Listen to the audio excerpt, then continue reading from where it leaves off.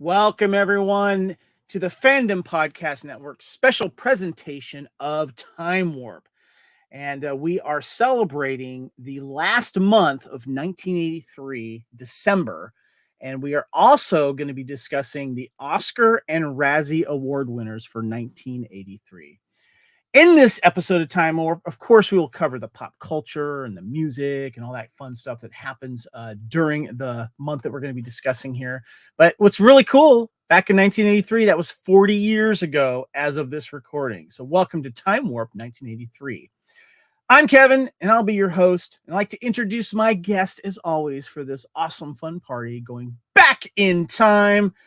And I'd like to, of course, bring on my brother from another mother, the fellow founder of the Fandom Podcast Network, Mr. Kyle Wagner. What's going on, buddy? I'm doing pretty good. I rode my BMX to get here, but I was chased by a possessed car the whole trip, so I might be a little out of breath. Was that BMX chase like 30 minutes of the movie? Yeah, but you know what? I was able to avoid any sudden impacts. Nice. Well played. And as always, we have to have the queen of movie foo with us, Miss Lacee Adderhold. Welcome. How are you? I'm well. How are you? I'm doing really good. So this is the end of 83, guys. Quick comments on what it feels like discussing the end of 83. Kyle. It's been a ride. It's been a lot of memories. This is kind of an interesting period for me with movies because I was technically 8 at the time for most of these films. So a lot of these films are probably more memories of watching them on VHS a couple years later through rentals or HBO or something like that. But it's still an interesting time because there's a lot of memories that you associate with these films, and a lot of good memories, a lot of like, oh yeah, I forgot about that. So these are the interesting times of these early 80s time warps. So when we get into like 85 and up, it's a little bit more stick with you because you really lived it at the theater. This is true. Lacee, what about you? End of 83. What are your thoughts? I feel like 1983 was having a bipolar episode. I just realized I'm wearing 2 pairs of glasses. Yeah, let's leave that in there for posterity. No, I think that speaking of bipolar, I think that it was like super fun, like hilarious stuff, and then just like so dramatic stuff. The world is ending, Russians are coming, like all that kind of stuff. So it was just this real, like, you either up here or way down here, and it was just kind of gives you whiplash. It's true. That's a good point. Mhm. You're right. There was a lot of drama in 83. Yeah. As Kyle was alluding to, one of the things that I remember was home video was starting to take off. Not for our family, for my friends and stuff like that. And so getting to the theaters more often, too, was a thing for me and my friends, especially with a lot of these movies that were coming out. And, you know, with Return of the Jedi and all these other films and stuff. So it's going to be interesting to wind this a year out because we will be discussing the Oscars. Would we've done something different? And also the Razzie Awards. We always like to, because what people don't remember too is the Razzie Awards were early in their existence. I think this was the 4th or 5th of the Razzie Awards that came out for 83. So we'll discuss that. As I mentioned, of course, this is the movies of 1983 here on the Fandom Podcast Network, but we would also like to give love to some other Time Warp shows that are on the network. We recently did Time Warp, Buffy the Vampire Slayer TV series retrospective, and Lacee and Kyle, you of course were on there.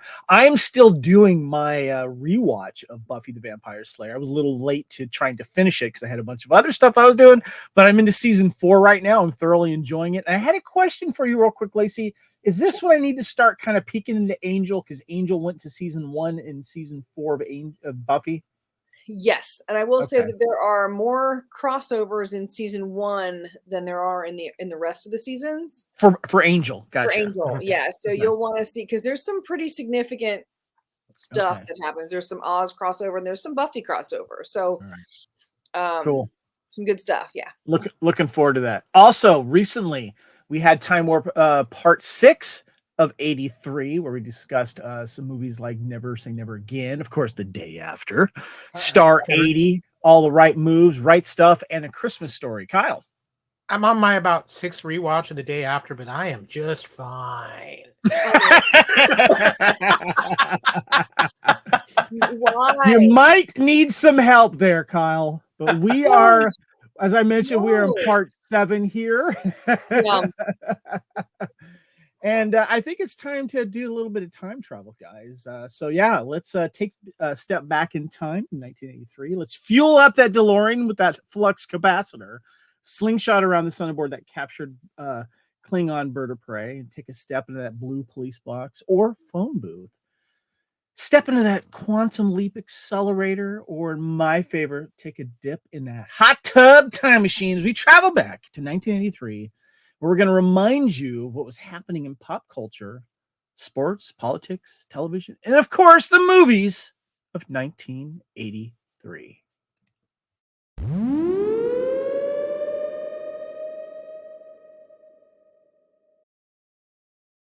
All right. Vintage 1983, guys. 40 years ago. Of course, we did cover a lot of sex comedies this year because it was the year of the sex comedies. But let's also talk about what's been happening in 83, especially during this year specifically, and of course in December. And we always love to look back at the cost of things, what was happening. God, what was the cost of things? Average house, $89,000. That gas, $1.16. Postage stamps seemed to stay like 20 cents for a long time. I don't know. It seemed like it didn't change till the 90s almost. Am I remembering that wrong, Kyle? I would say at least through the 80s, it stayed within that 20 to 30 cents range. Kind of went up to 30 cents, 33, 36 cents through most of the 90s and early 2000s. And it's been in about the last 5 or 6 years that postage have just gone bonkers.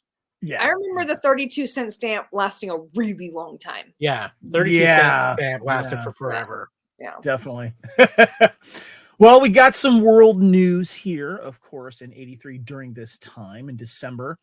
December 2nd, Michael Jackson's music video for Thriller is broadcast for the first time. It becomes the most often repeated and famous music video of all time, increasing its own popularity and record sales of the album Thriller. Kyle, I want to go to you first here, and then you, Lacey, of what this meant to you, because I almost feel like this also put getting MTV on the map if you didn't already, because if you weren't watching at home, you were watching at someone's house. Kyle. This video really changed everything, because I remember this was like almost like a movie premiere with this video coming out on MTV. People were getting together to watch the premiere of this video. And I just remember they made a whole like half-hour special out about it. And it started that chain of like major Michael Jackson music videos that becoming like an event, and MTV made the most of it. And I mean, MTV was showing it 5 to 10 times a day in its rotation for almost a year, it felt like. And this really just changed how people made music videos. And I think it really, even though we had MTV earlier and video killed the radio star, of course, but I think Thriller really launched the true era of the music video. That's a great point, Kyle. Lacey, what are your thoughts on when Thriller first hit the MTV airwaves? Okay, I have 2 thoughts. The first thought is I loved it. It was great. It was super fun. I was a little bit like freaked out by it because I don't like horror very much. I mean, y'all know that about me. I will say that later on, I decided that I wanted to get the LP because, whatever. So right about the time that eBay was just starting, there was this trick where if you misspelled things on purpose to search for them, you'd find things that nobody bid on because nobody could find it because it was misspelled. So I bought a Michael Jackson Thriller with 1 L, which was just misspelled. The album is the right album, and it's the original pressing, still in the plastic, and I still have it. Wow, Yeah. That's amazing. So I have that frame. I bought the Thriller album. Yeah, Thriller, that's awesome. It's like 89 cents with free shipping. And when did you purchase that? What year? Right when eBay was starting up, like 90s. Okay. whatever. Wow. Yeah. So yeah, and I also, well, there's a lot of other stories about the amazing things I got off of eBay at that time, but we're not talking about that. The other thing is, I think that the way they premiered this particular video was so kind of, I mean, I don't want to say over the top, but it was like very, very produced, right? I mean, so there was interviews and all the behind the scenes stuff and all this kind of stuff. And I think that that's what started the eventual move towards more and more behind the scenes stuff, more and more Right. programming that was scripted or unscripted. And that then led to the death of MTV. Right. I think that Now, this is the first thing that kind of, I mean, it had a good 5 years of content that was music, but like music video related. Yeah. Excellent point, because this video felt like a movie. And when nowadays, when you look at short films, a lot of them are even shorter than Thriller now. And so it set a precedence for not only the way videos are done, but also short films and behind the scenes, like you said, but also it also set a precedence for any party anywhere. If Thriller breaks out, whether you know all the moves or not, people start doing it. And it's become a thing, of course, for Halloween. And it's just, and I think also made incredibly famous in one of the best scenes in 13 going on 30. Yes. Yeah. It is the Thriller dance. So yeah. I was getting ready to say we all turn into Mark Ruffalo. Yes, exactly. A few other things too before we show who got born here. The Denver Nuggets and the visiting Detroit Pistons combined for a NBA record of 370 points. I see it, Kyle. Hold on a sec. With Detroit winning in triple overtime, 186-184. Did you want to comment on that, Kyle? Yeah, I did, because for you sports ball heads out there, this is actually a very fun time in the NBA, early 80s, because the NBA wasn't like huge at that point, but the Denver Nuggets were coached by a guy named Doug Moe, and he decided when he got there what he was going to do is, oh, hey, we play at above altitude. So we're not going to play defense. We are just going to run everybody into the ground. And the scores of Denver Nugget games were absolutely insane during this time period. Interesting. They just played offense. That's funny. You play with your strengths, man. You play to your strengths. That's how it works. December 31st, the Apple Macintosh television advertisement is released to a big fanfare and WTF as well. That was a big deal there. A few other things too. The McDonald's introduced, of course, the McNugget. DARE, the Drug Abuse Resistance Education Program, is launched. The economy begins a robust recovery following the early 1980s recession. We mentioned earlier, too, Kellogg's introduced Crispix cereal. Cabbage Patch dolls make their debut in creating Cabbage Patch riots. I remember seeing the video footage of that on the news and going, oh, my God. That's probably like the first true Black Friday type riot thing I ever remember seeing. Yeah, definitely. Yeah, my Girl Scout troop went to Cleveland, Georgia, where the Cabbage Patch, whatever it's called, it's got a name.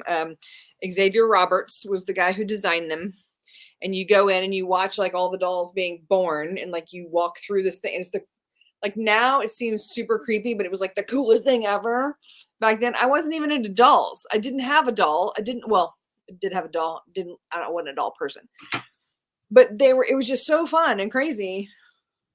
But and yeah, it was they were, I'll be honest, they were kind of cute, so yeah. They're adorable. Yeah, but it's crazy. Right. The first little section that you walk into has all these heads on like cabbage leaves, and it looks like a cabbage patch with all the little heads. Like, come on, man. That's I know. It was stuff there.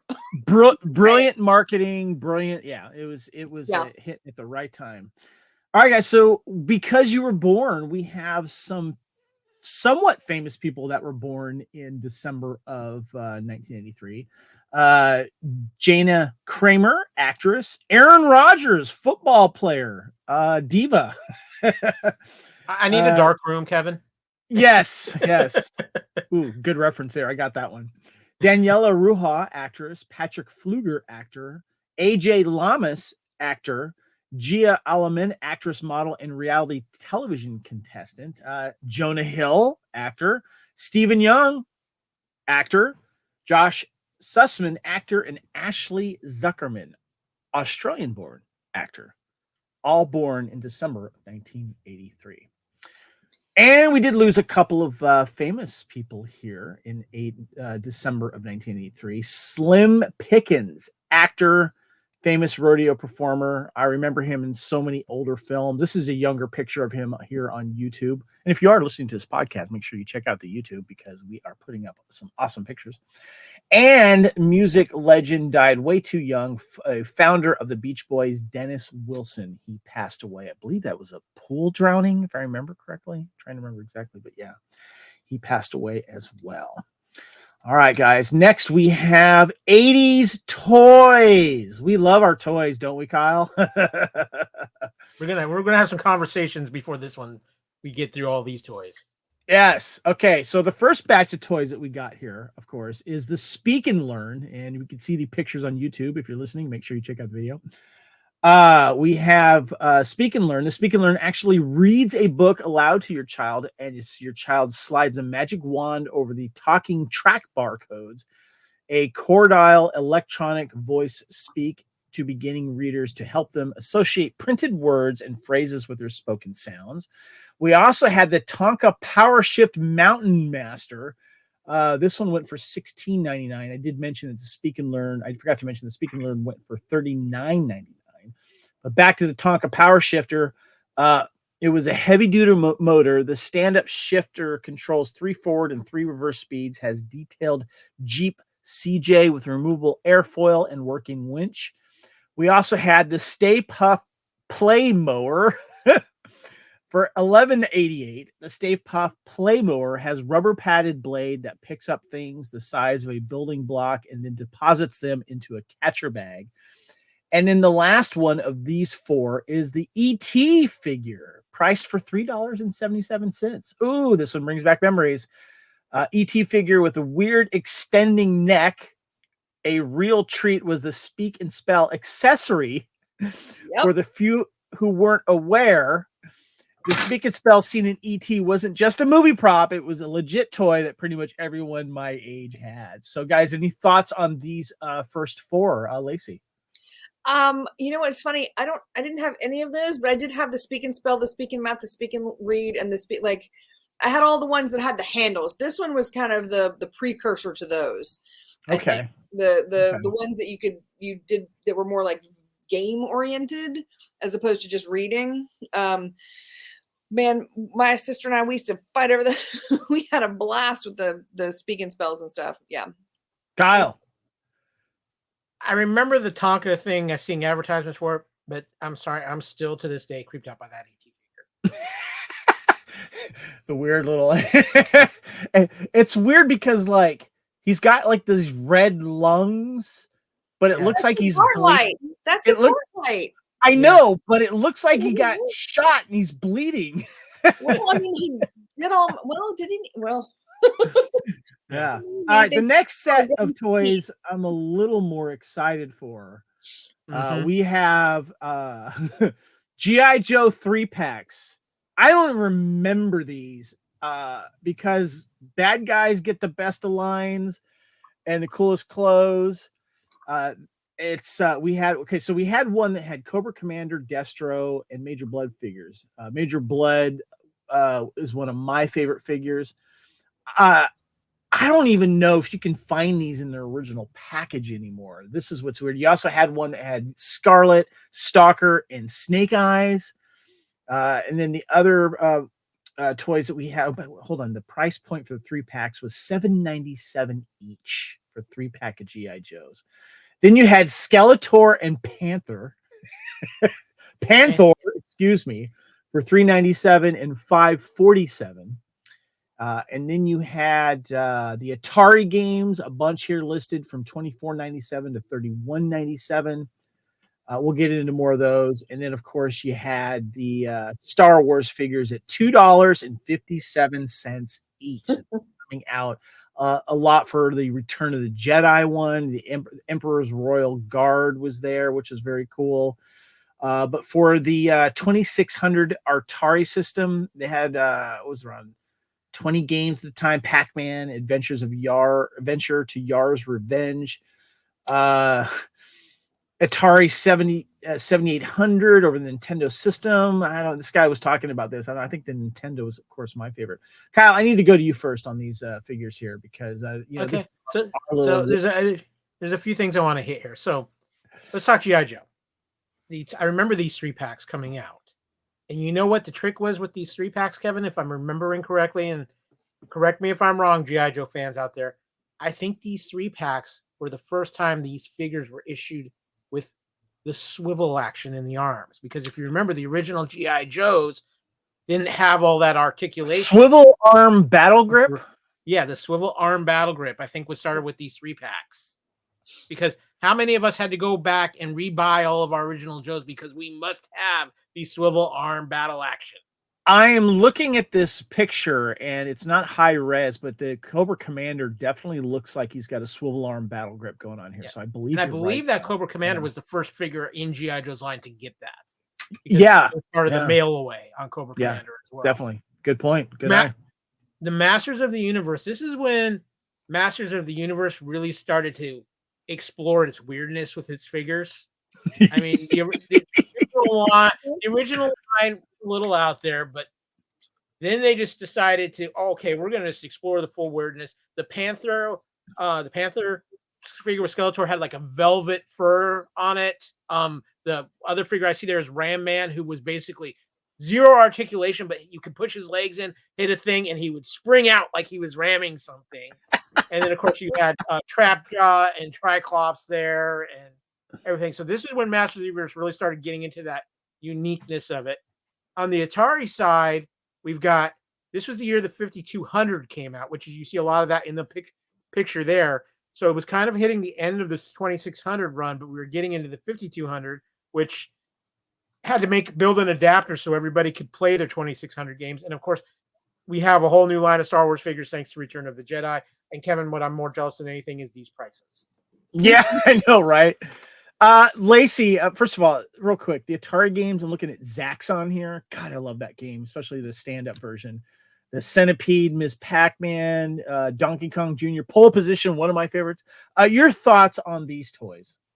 Okay, first things first, these screenshots are from the Sears catalog, because I very distinctly remember the little letters with the little squares around them so that you could pick which one you wanted. And my parents, when they'd give us the Sears catalog and the Toys R Us catalog, and they would say, circle everything you want. Like, I'd get one color marker and my sister would get another color marker, and we'd circle everything you wanted, and then like rip the page, like turn the page down so that they wanted us to circle everything so they could pick a couple things, you know? Right.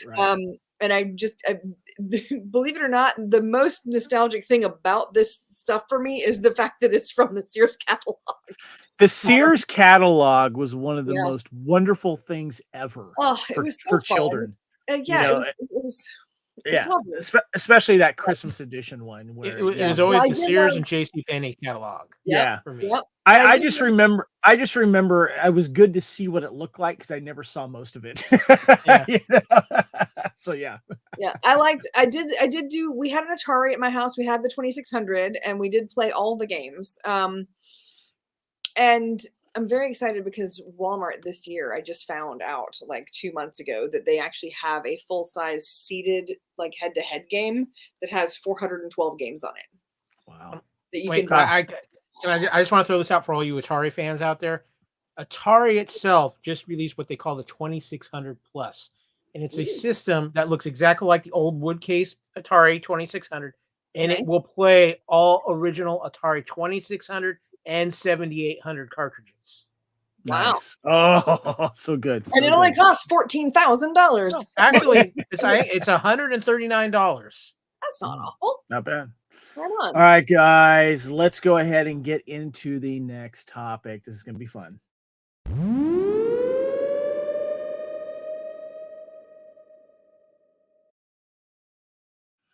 One of my favorite topics when we cover Time Warp, of course, is the music.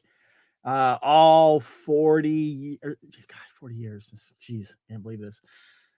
So in December, here is some other notable news that happened, of course. Fish, the band Fish, and all their weed plays their first show. On a sad and somber note, December 25th, Christmas, Marvin Gaye gives his father a Christmas present, an unlicensed Smith & Wesson 38 special caliber pistol, so that Gaye could protect himself from intruders. Unfortunately, a few months later, Gaye Sr. would use it to shoot his son dead. I remember that like it was yesterday. That was big news. A little bit happier news here. December 31st, the 12th annual New Year's Rockin' Eve special airs on ABC with appearances by Culture Club, Rick James, Laura Branigan, Barry Manilow, the Mary Jane Girls, and David Frizzell. Anyone know who David Frizzell is without Googling it? I recognize the name, but I don't know where I recognize it from. I feel like he's an actor, though, not a musician. Maybe you're right. I'm drawing a blank, so I don't know. But here we go. All right. Next, we have the top Billboard Hot 100 list. And we are now down to the final 15, guys. These are the top 15 songs of 1983. And there are some bangers in here, guys. Starting with 15, She Works Hard for the Money by Donna Summer. Shame on the Moon by Bob Seger, the Silver Bullet Band. Come On Eileen by Dexy's Midnight Runners. You and I by Eddie Rabbitt and Crystal Gale. Do You Really Want to Hurt Me? Culture Club. Sweet Dreams Are Made of This by the Eurythmics. Maniac by Michael Sembello. Baby Come to Me by Patty Austin and James Ingram. Maneater by Hall & Oates. Total Eclipse of the Heart by Bonnie Tyler. And the last top 5 are Beat It by Michael Jackson, Down Under by Men at Work, Flashdance, Oh What a Feeling by Irene Cara, Billie Jean by Michael Jackson, and Every Breath You Take by The Police. Kyle, what were your favorites from this top 15? This is like you said, this is a murderer's row of top hits. I mean, I would do my normal thing, but it's just not doing justice here. But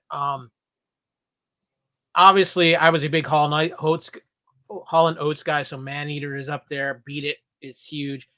I mean, Flashdance became an anthem of the 80s. I mean, that's what a feeling was. And of course, I'm a huge Sting fan. The Police, Every Breath You Take, and Billie Jean. I mean, Michael Jackson ruled the world in 1983, and it's just insane the kind of music he was putting out. And I just want to quick say, because you mentioned Culture Club also in the Dick Clark special, we have Do You Really Want to Hurt Me? Culture Club was so huge, and I know it burned itself out pretty quickly, but when it was on top, man, was Boy George and Culture Club on top. Yeah, their songs had a lot of great melodies. He had a great voice, and they were just great radio airplay. Lacey, what are your favorites from this top 15? You know, it really is it's the Do You Really Want to Hurt Me? I can't even think of that song without thinking of The Wedding Singer, which is yes, kind of you know, like that. It just hits it right there, like that. Yep. It's perfect.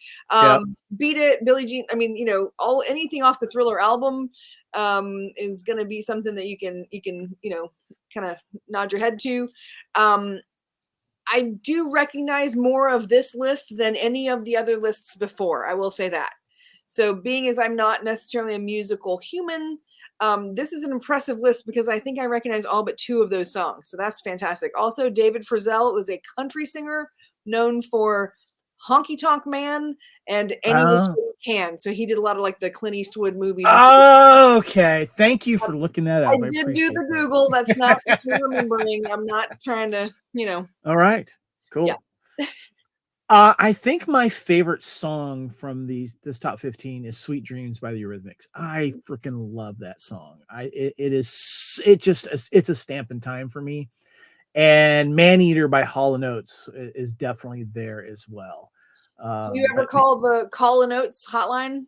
I've heard of it, but no, I have not. Maneater's number 2, I think. It's fantastic. You gotta call it. Look it up. Call & Oates. Call & Oates. That is 9 songs fantastic. for free, just on the phone anytime you want. Mm-hmm.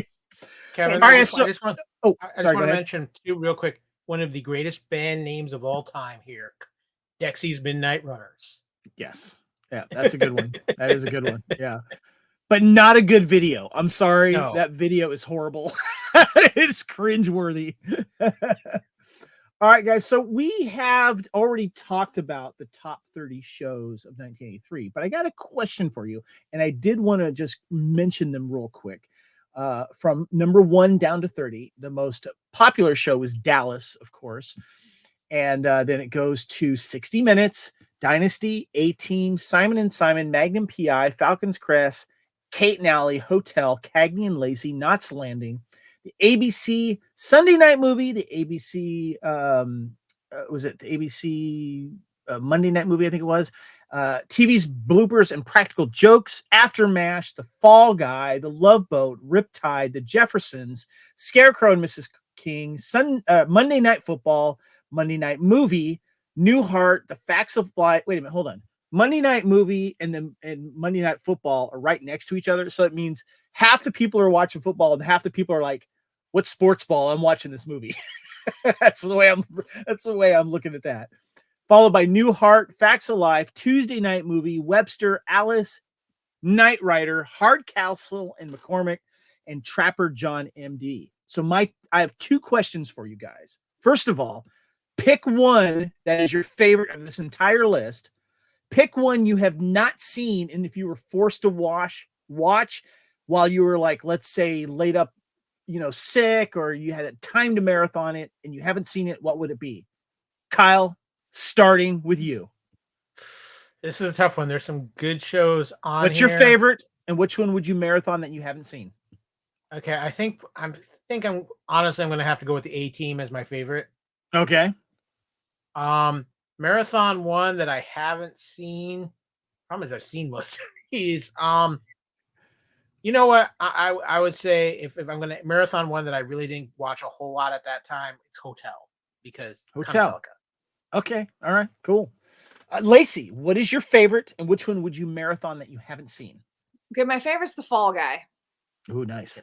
Followed closely by Scarecrow's. Like it's a real hard question between Scarecrow's and Mrs. King and The Fall Guy. I think The Fall Guy because they treated women better. But I yes. when I'm looking through this list, and I've seen everything with the exception of all of the, like, Sunday night, Monday night, and I'm sure I saw most of those when they aired. I've seen, like, I'm looking at, and you can't pay me enough to watch Monday Night Football reruns. So I don't think there's anything that I would rewatch because I've seen all of them. Wow. I'm looking at. That's impressive because there's some of these I have not seen. So yeah. So what would you marathon then? That's not your favorite. That's not my favorite. It would be any of the football ones, but I wouldn't do it. not the sports. I'm talking about the TV shows. Yeah. I mean, I didn't dislike any of them, except for sport. I'm just not a sports person. I would say, like, the one I liked the least would probably be like one of the, like, Dynasty Falcon Cresty kind of things, because they were so dramatic with, like, all of the shoulder pads in the world. Right. Okay. Yeah, it was like the kind of shoulder pads and hairspray kind of situation. Gotcha. Probably not my favorites. For me, Kyle, yeah. I answer your question, but I have a question for both of you real quick on this list too. No, I get to do my thing first. Hold on. I got to put mine. I have a question. When you're done, I have a question for both. Okay, all right. I gotta do mine first. So Knight Rider is my favorite. Very close to 18 though, but Knight Rider for me was I just lived and breathed Knight Rider. But the one show, there's several of these I have not seen. A lot of these nighttime soaps I haven't seen, but the one show that I never watched that I kind of wish I did, but my parents weren't into it, they wouldn't watch it, I'd like to watch Simon and Simon. I would marathon Simon and Simon if I had it. I would give that if I have the time too. So And Kyle, they had crossovers with Riptide, so you kind of got to watch them both. I've heard that. Yes, yeah. Kyle, what was your 2 questions? Well, my question is this, because as we've been going through this list and now looking at it all in front of me, this felt like a really big transition year in television where we had a lot of shows that were real popular at the end of the 70s and those early 80s kind of starting to wind down, but we had a whole new generation of a different type of television really starting up in 83. And I'm just curious if you guys looking at this list kind of feel that same way. Lacey? For me, television is always kind of transitive. I mean, you're watching what's going on in the world because everything would kind of start mirroring what was happening. And I think this is kind of the time when that started becoming more specific. You know, they started hiring people to come in as consultants. They started hiring people, on, TV shows like ER and stuff like that. Like, or I guess this is pre-ER, but, earlier on, they started kind of Seen elsewhere. Yeah, Seen Elsewhere or Chicago Hope, maybe. No, Chicago Hope was closer to ER. So. Is that okay? But they started hiring people to come in and come and sit in the writers' rooms and kind of do that kind of thing. They stopped force feeding, like spoon feeding the audience. They started letting the audience be smart, which is, so I think that right now is kind of one of those sort of I was watching more TV at this time, Kyle. So I felt like this was taking a turn. I think you have a point there. I was watching more of it, and there was just so much more to talk about. I felt like this was like the new golden age of television, maybe the platinum age of television. If you look, the golden age television is what, the 50s, maybe. I felt like this was, I could be wrong, but you get my point. I felt like the 50s really started pushing the television and people pulling up TV dinners and watching TVs. But I felt like the 80s, it really kind of was pushing it into another era. Well, it became family oriented, but it was the fact that people were watching TV during dinner became the adventure hour. You would watch something that was not the news. Yep. They had something. It would basically be like the end of the news, and then you'd have an adventure kind of movie. That's why you end up with like the Monday night movie, Tuesday night movie, Thursday, all that kind of stuff, because they wanted families to kind of. Yeah, you're absolutely right. Yeah, Kyle. Well, I was just gonna say, because when you think about looking at some of these shows, you have the shows that push the risque a little bit more with like Dallas and Dynasty, because they were on later at night, and we were starting to see this a little bit of more sex in our shows too, and how the women were portrayed and just what was going on. But you had a lot more action and hardcore action for guys on television too. When you think about Knight Rider, the A-Team, Simon Magnum PI, things like that. So I really think it was we were really transitioning into the heart of 80s television in this year. Yeah. I think there's another social thing that we have to look at, though. When we look at the television and the fact that all these television channels wanted people to come together as a family.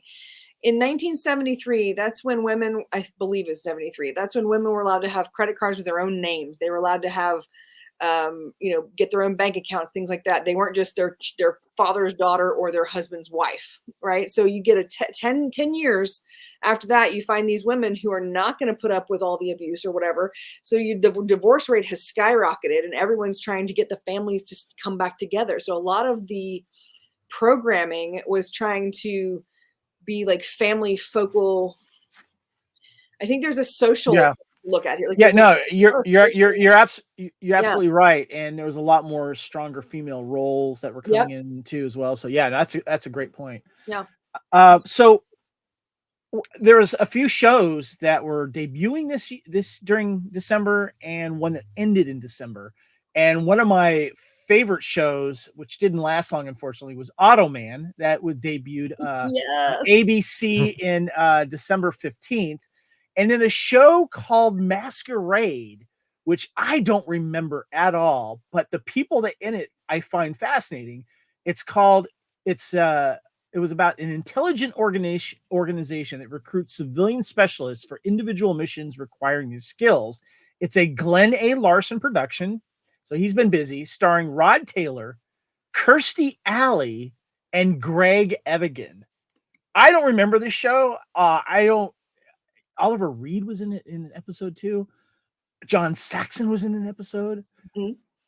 I got to look this up and see if it's somewhere, but I have a feeling it's not. And then also, was it ending or was it beginning? Hold on, I got to find out real quick here. Was Mr. Smith.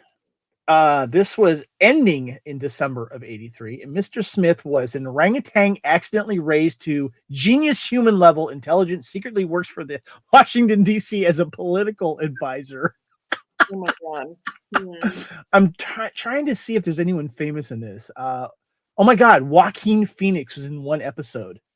Don Amici was in one episode. Wow, that is weird. That is going to be a. Find this funny because right now we have Oscar winner. What is it? Yeah, Joaquin Phoenix now playing Napoleon. No, yeah, Joaquin, yeah. Kevin, could you watch this movie because it is a monkey wearing clothes?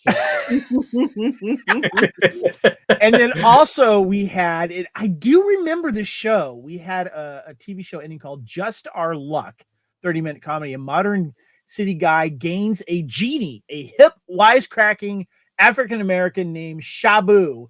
Stars T.K. Carter, Richard Gillian, and Ellen Maxt. Mm-hmm. I remember T.K. Carter. He was a thing for a while. He had his own show for a while. Mr. Carter, was that what it was, Kyle? In the 90s? I think so, yeah. Yeah. That's and Richard Mall was in the episode as well. So well, the show was created by Charles Grodin of all people too. Wow, there you go. We had some 83 was it celebrity film debuts as well, guys. Kiefer Sutherland and Max Dugan Returns, which is one of the best. I love this movie. I've never seen it. I'll be okay. Never seen it. I didn't mean to. No, I've never seen it, and I heard it's fun. So yeah. Leah Thompson was in Jaws 3D. J.T. Walsh was in Eddie Macon's Run. Julie Walters in Educating Rita. Lynn Whitfield in Dr. Detroit, and Kathleen Wilhoit in Private School. There you go. All right, guys. Now it is time for the movies of 1983.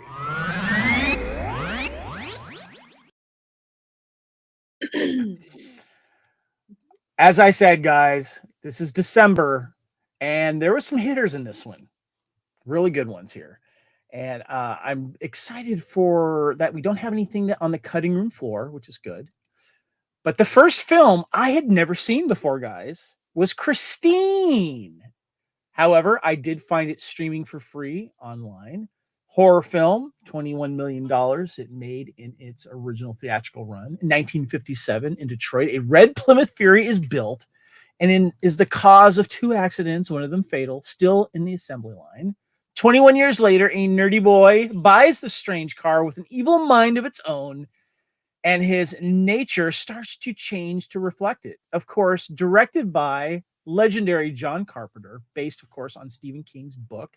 Stars Keith Gordon, John Stockwell, Alexander Paul, and Harry Dean Stanton.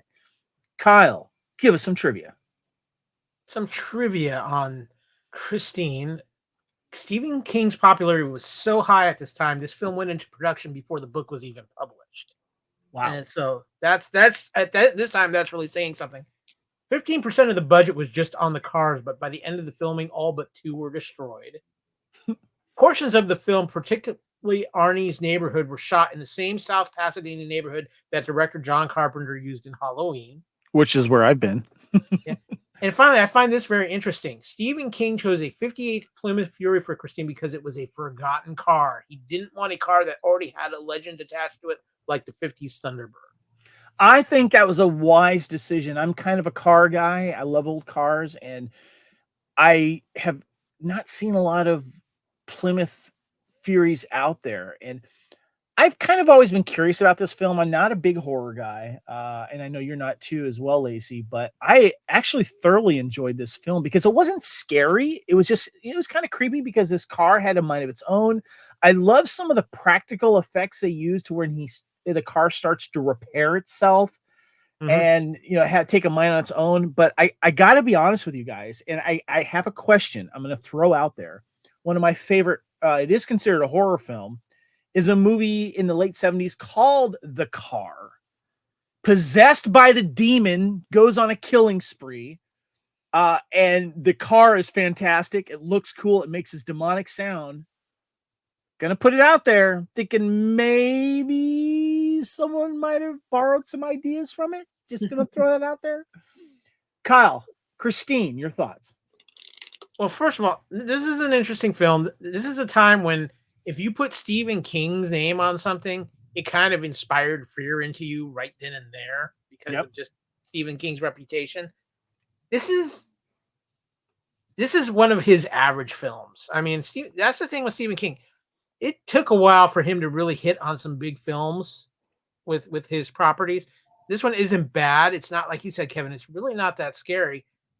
The cast really doesn't stand out that much. I remember Alexandra Paul more for her run on Baywatch than anything else she did in her career. But what I find interesting, Kevin, is you mentioned the car, and we have Christine and we have the car, but neither of them were the scariest car to me. You know what the scariest car to me was, Kevin? What? It was Car. Yeah. The evil version of Kit. Yes, this is true. I'm gonna still go with the Car from the late 70s horror film because that one is really, really cool. Lacey, I know you're not a horror fan. I'll go with the Wraith. Ooh. Car. Well, that's not really the Car. I know. That's not really scary. But every time I saw the car, I was like, "Ooh, something bad's gonna happen." You know. Have you seen Christine, Lacey? I have seen pieces of Christine. I have not seen the whole thing. I don't go in for the blood and the guts and the gore and the whatever. I will say really not though in this movie. There's not. No, there wasn't. That was kind of tame, actually. I'll be honest with you. There was implied violence, of course, and the car was just scary. You know. This is where I first learned of Keith Gordon. Okay. Because the posters and the trailers and all that kind of stuff, and this was the beginning of his little. I mean, he had a good 4 or 5 years there with Christine, and then Legend of Billie Jean, and Back to School, and Combat. And he's become a successful director. Oh yeah, he's a huge director now. Like he's on stuff now. Yeah. Mm-hmm. But as far as the movie is concerned, I don't know that I'll ever actually watch the whole thing. Gotcha. Yeah, the thing that I really liked about it though was that he's this nerdy guy who gets this car and he has to deal with this like jerk junkyard car guy, and he builds it up himself, and then he starts to change. He becomes more confident, not like a good person, but it's fun to see his transformation when the car becomes loyal to him and vice versa. And I was pleasantly surprised by it. I'm not a horror guy, but it wasn't very scary. It wasn't very bloody, but it was just cool, Creepy. So, liked it. All right, guys, say hello to my little friend. Al Pacino in Scarface made just over $44 million in its original theatrical run. In 1980 Miami, a determined Cuban immigrant, Tony Montana, takes over a drug cartel and succumbs to greed and lots of bullets. Directed by Brian De Palma, writer Oliver Stone, one of the writers there, stars, of course, Al Pacino, Michelle Pfeiffer, Stephen Bauer, Mary Elizabeth Mastrantonio, Robert Loggia, Paul Shinar, and F. Murray Abram. One of the most iconic, I guess, gangster films of all time, message movies of all time. Kyle, please hit us up with some Al Pacino Scarface trivia. During the scene where Tony and Elvira are sitting in the Cadillac at the car dealership, Al Pacino surreptitiously slips on the hat that Michelle Pfeiffer was wearing while she was looking away, which was not scripted. When she turns back and sees him wearing it, her amused reaction was genuine, and to her credit, she stayed in character and ad-libbed a line. Brian De Palma decided to keep that unscripted exchange in the movie to show Elvira's gradual warming up to Montana. When director Brian De Palma submitted the film to the MPAA, they gave it an X rating. He then made some cuts and resubmitted it a second time. Again, the film was given an X rating. One of the reasons apparently being that Octavio the Clown was shot too many times. He yet again made some further cuts and submitted it a third time. Yet again, it was given an X rating. De Palma refused to cut the film any further to qualify it for an R. He and producer Martin Brink arranged a hearing with the MPAA. So, yeah, Interesting. That must have been an interesting meeting there. Yep. I found this interesting too. Stephen Bauer got the role without even auditioning. During the audition process, casting director Lacee Gordon saw Bauer and instantly noted that he was right for the role of Manny, a judgment with which both Brian De Palma and Martin Brigman agreed. The prop firearms were equipped with electronic synchronizing devices so that they would only fire when the camera shutter was open. The result was that the gun's muzzle flashes were much more visible and consistent than in most films. And finally, in order to create the most accurate picture possible, Oliver Stone spent time in Florida and the Caribbean interviewing people on both sides of the law for research. It got Harry, Stone admitted to the research process. It gave me all this color. I wanted to do a sun-drenched tropical third world gangster cigar sexy Miami film. Unfortunately, while penning the screenplay, Stone was also dealing with his own cocaine habit, which gave him insight into what the drug can do to the user. Talk about living life real here for Mr. Oliver Stone. I recently actually picked up the 4K edition here. I just want to show this to you, and it comes with Blu-ray as well. This is the gold edition. There's also a platinum edition that has a bunch of other special features on it, but this is one of the most iconic gangster films of all time, and for a reason. And also, too, the lifestyle of the 80s in Miami with the cocaine boom was also huge news all over the States because of the violence that was going on, the huge cocaine trafficking that was going on. Later, Miami Vice would come out. But and there was a huge development boom because of the cocaine money that was going on. And this movie just kind of hit the right time, the right spot, of course, setting up the story of what really happened with Castro, making all these people go to Florida and getting rid of all of the people in jail as well. I love this movie. It's fascinating for the lifestyle.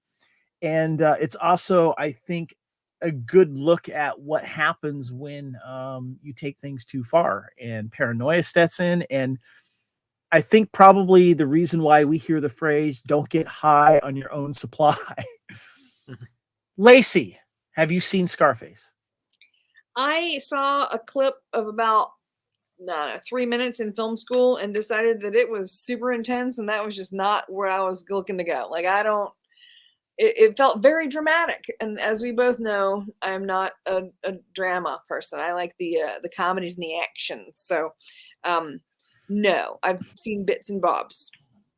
I think this movie has enough action to almost be a half drama, half action film. Kyle, your thoughts on Scarface? So I'm going to be honest with you. I'm of a mixed bag on Scarface. It's a phenomenal film. Michelle Pfeiffer is beyond gorgeous in this movie. I mean, she is breathtaking in this film. But and it's an amazing performance by Pacino and everybody in it. But I'm going to be honest with you. I'm over this film, and the reason I am over this film is because in the late 90s and early 2000s, it was very much adopted by the hip hop culture. And I felt like this film and so many aspects of it were forced fed down our throats during that time frame. They were making video games. It was referenced in every movie. They were taking cuts of it and putting in movies, and people were quoting it all the time. And it just became like everything to a whole group of people. And it was a very popular group of people at the time. And it's just like, okay, I'm sick of everywhere I turn, there's something Scarface. And it just was oversaturation. The best thing I can every hip hop star had the poster, in their crib on the episode of Cribs, I think the thing I can compare it to is kind of my feeling about the Christmas Story movie. I'm just it's overexposed and oversaturated to me at this point. Lacey, what did you just say? Was this Michelle Pfeiffer's first role after Grease 2? Pretty much. I think so. Yeah. Because Grease 2 was 82, right? Yeah. And I found the trivia about Stephen Bauer interesting because I think he's one of the strong points of this film. And I remember when we did the podcast for the Couch Potato Theater for Valley Girl, there was a question whether or not Stephen Bauer was a character in that. I think we came to the consensus that was not the case. But Stephen Bauer is really good in this because the storyline that I always found fascinating was was Tony's sister, and how he just did not want her to date anyone. And you almost got to the point to where like he wished like he loved her a little too much, but couldn't. And it was just heartbreaking to see him, spoiler alert, kill Stephen Bauer for that particular reason. So good movie though. I enjoy watching it. What's that, Lacey? That's not heartbreaking. That's creepy. Yeah, it is creepy. But the Mary, was it? Sorry, what's her name? Mary Elizabeth Master Antonio. Yes, she was fantastic in this film. You could really see her acting coming around, and she was fantastic in this. All right, guys. Next, we have Sudden Impact. Clint Eastwood made about $67 million in its original theatrical run. It's about a vicious serial killer on the loose in San Francisco, and the police trace a link to a small town in San Paulo, which is further down the coast, when Harry Callahan upsets the press and the mayor in his usual style. He's shipped out of town to investigate while the heat is on. With the help of his new 44 Magnum handgun, Harry goes on a trail, leaving behind a usual trail of dead criminals along the way. Starring Clint Eastwood, Sandra Locke, and Pat Hingle. Kyle, what's some trivia on Sudden Impact? There's some very interesting trivia on this. Of course, it's the only Dirty Harry movie directed by Clint Eastwood. Charles B. Pierce wrote the line, "Go ahead and make my day." The line was inspired by a warning that his father would say to Pierce when he was a child. According to Pierce, his father warned him, "When I come home tonight and the yard has not been mowed, you're going to make my day." It was the highest grossing of all the Dirty Harry films. Of course, of the 5 Dirty Harry movies, it was this movie that used the catchphrase, "Go ahead and make my day," whereupon it became synonymous with the Harry Callahan character and became popularized into the vernacular popular culture. Although Clint Eastwood made the phrase "Go ahead and make my day" famous, it was originally used a year earlier by Gary Swanson in Vice Squad. Swanson, who played a Hollywood vice cop, said the line, "Go ahead, scumbag, make my day," to Wings Hauser, who played a pimp during a bust. The quote is often erroneously attributed by most people to be from the first movie of this franchise, Dirty Harry. The phrase was also voted in a 2005 poll by the American Film Institute as the number 6 most memorable line in movie history. The phrase was so well publicized and became so popular that many members of the public knew about it by the time the movie opened. It's estimated that Eastwood earned about $30 million for this movie. Around this time, Eastwood's salary on movies took 60% of the profit, with 40% for Warner Brothers. That's a lot of money for someone to make during that time. Yeah, that is huge. That's still a lot of money to make. I'm just throwing it out there. That's still a lot of money. Yes, that is a lot. Kyle, what do you remember of Sudden Impact? Okay, so my dad was a huge Dirty Harry fan, and he had all the movies. And Sudden Impact, in my opinion, is the best of the Dirty Harry films.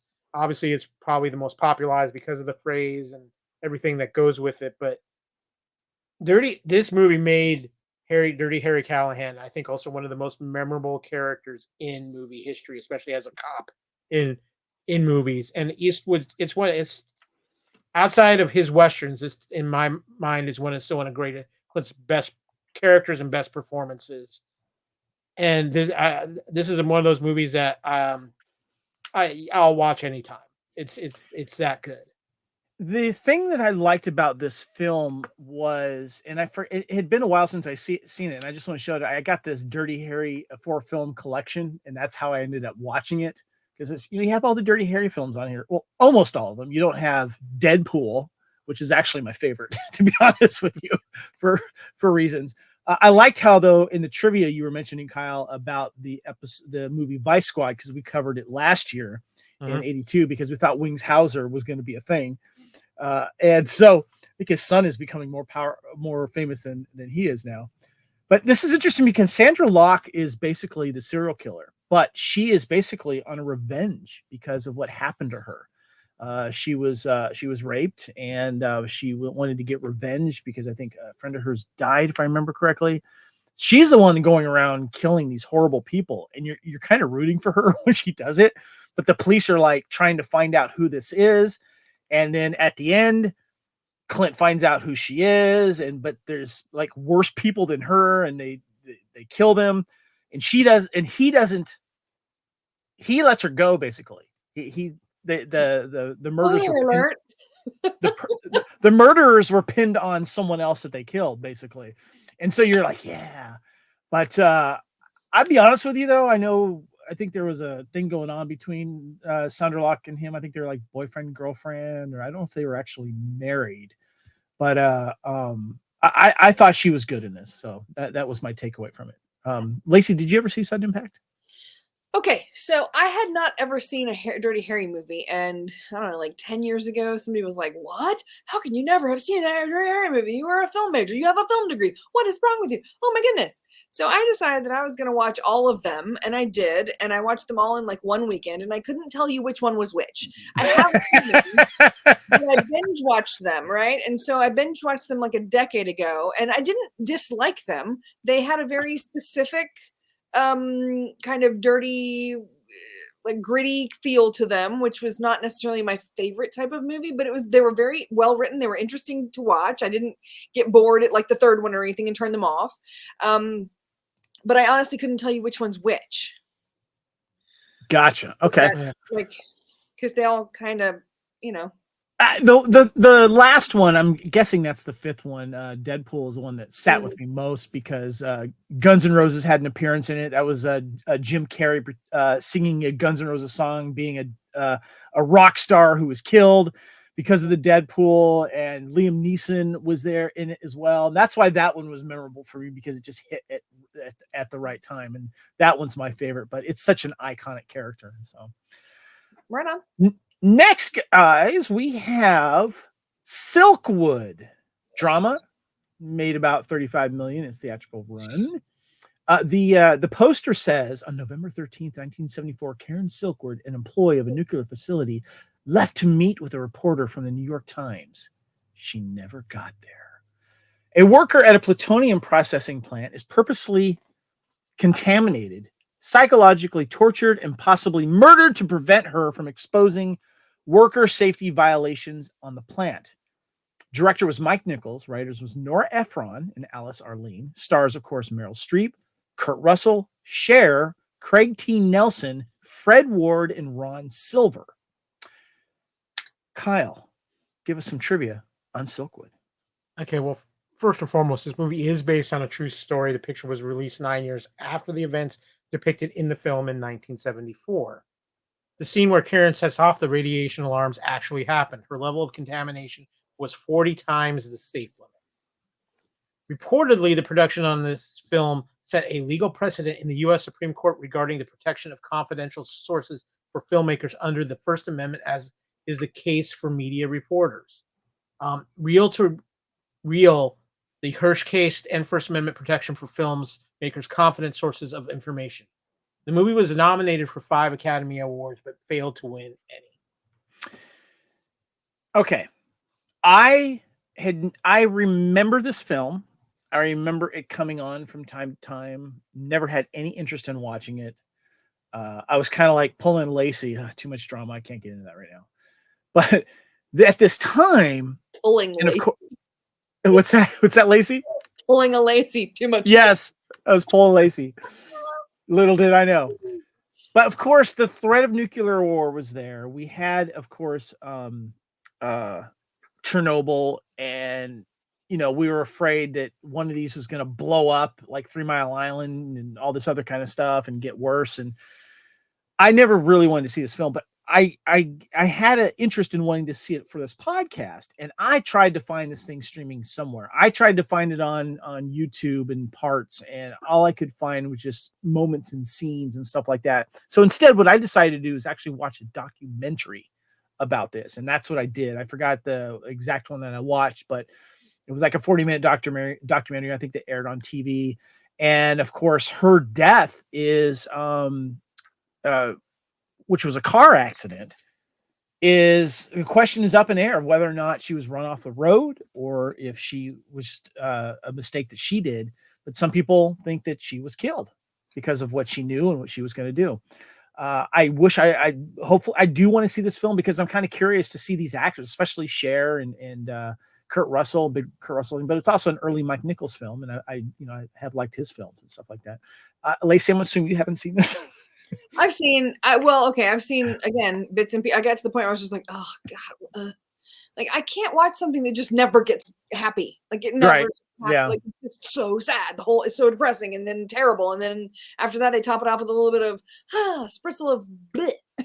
Like it was just, don't get me wrong. There's a reason that people know the term Silkwood shower. It's a very, very popular movie. Like it made a lot of headlines. A lot of people talked about it. Even if they didn't watch the movie, they wanted to know about the situation because it, this brought it to light. And then, of course, like, the trivia was saying with, this did cause, this was on the news. There was legal precedent set by a film, this was an important film in not just film history, but in in legal history. I did not see it. Gotcha. In full. All right. Kyle, have you seen Silkwood? I have seen Silkwood. I actually saw it for media class that I was in high school, actually. Really? Yeah. It's a one and done. And the only reason why I say that, Kevin, it's one of those movies you don't want to revisit and you don't want to rewatch. Yeah. It's a phenomenal performances. It has the whole Silkwood shower scene is a huge thing, but it's fascinating when this came out because obviously what it was dealing with and how big in a nuclear mindset we were with nuclear power, radiation, and things like that. And it is a true story. It's phenomenal performances. I will tell anybody, if you want to see it for the performances and what's in it, great. But be ready to have a comedy on standby afterwards to get your right. Otherwise, you need to start taking lithium immediately. Yeah. So I think it's got a very, very big place in movie history. There's no question about that. But yeah, this is just one of those ones you watch it because you know of this film, you know the history of this film, and if you're a movie buff, you probably should see it because of that. But it's not one of those ones that's just like, oh, I'm going to pop in Silkwood on Saturday night. Yeah, it looks like a tough watch, but I am curious about it just because I find that event fascinating. And I fully expect when you get ready to watch it, I fully expect a text that says, "Hey y'all, what's up? Just getting ready to pop in Silkwood and have a few beers and relax and get my feet done." Just something. It's just Lacey, we have on Culture Clash, our show, we have the VHS double header. Okay. It's Silkwood and the day after. Come on. Man. That's funny. That's a good one. No. Well, what do you say, guys? Let's go ahead and light it up for the next film here. The next one we have is DC Cab. Thank comedy. You. Made just over $16 million in its original run here. And the poster says, at DC Cab, when these guys hit the streets, guess what hits the fan? A tale of a hapless group of cabbies and a rundown cab company. I'm going to show you my DVD right here. Here we go. Check out that. Yeah. Who are owned by Harold. Albert comes to town with a dream of starting his own cab company, but needs to motivate Harold's employees to want to make something out of themselves. It's only when Albert is kidnapped that the cabbies must decide whether or not they're loyal to Albert and his cause. Check out my DVD with Mr. T right there. Yes.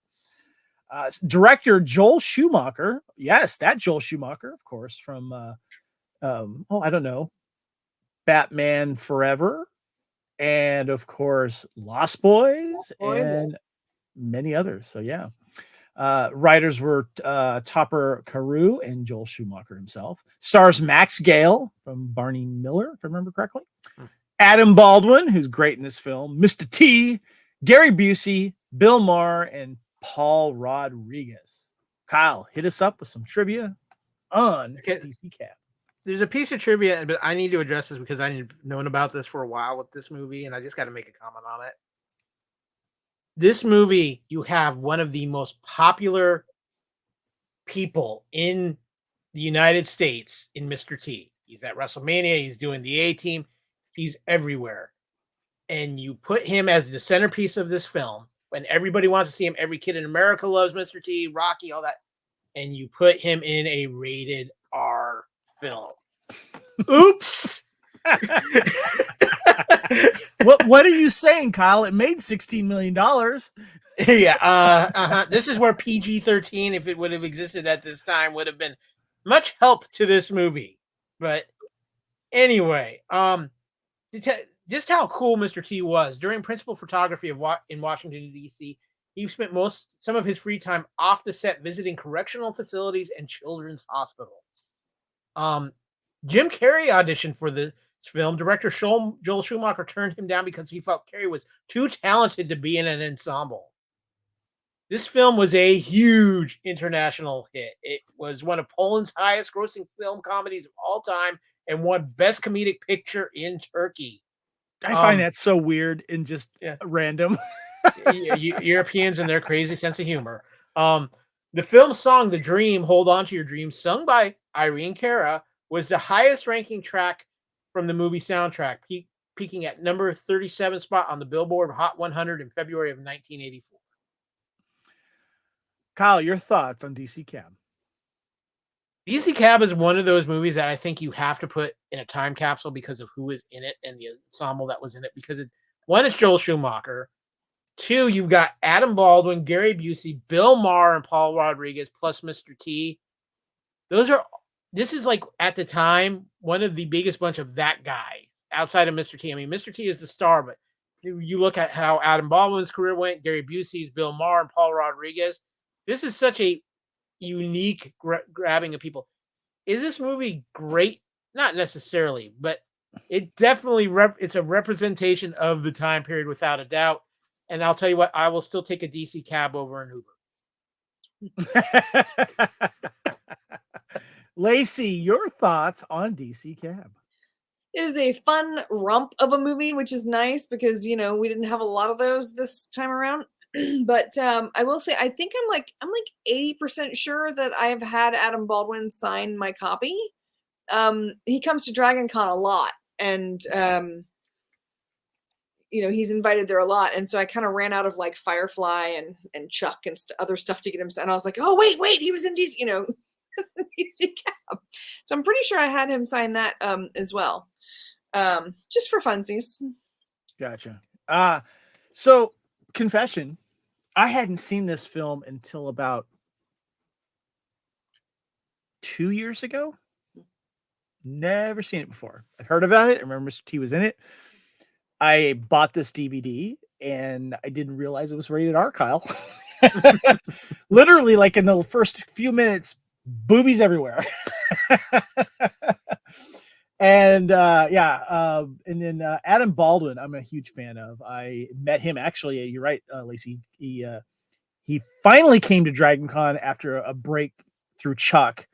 I don't know if you know this, but I shared a story about how I was trying to get my entire Firefly card collection signed, and Kyle and I both he had a poster or a 8x10, right, Kyle, that you were trying to get signed? Right behind me, back here. Yeah.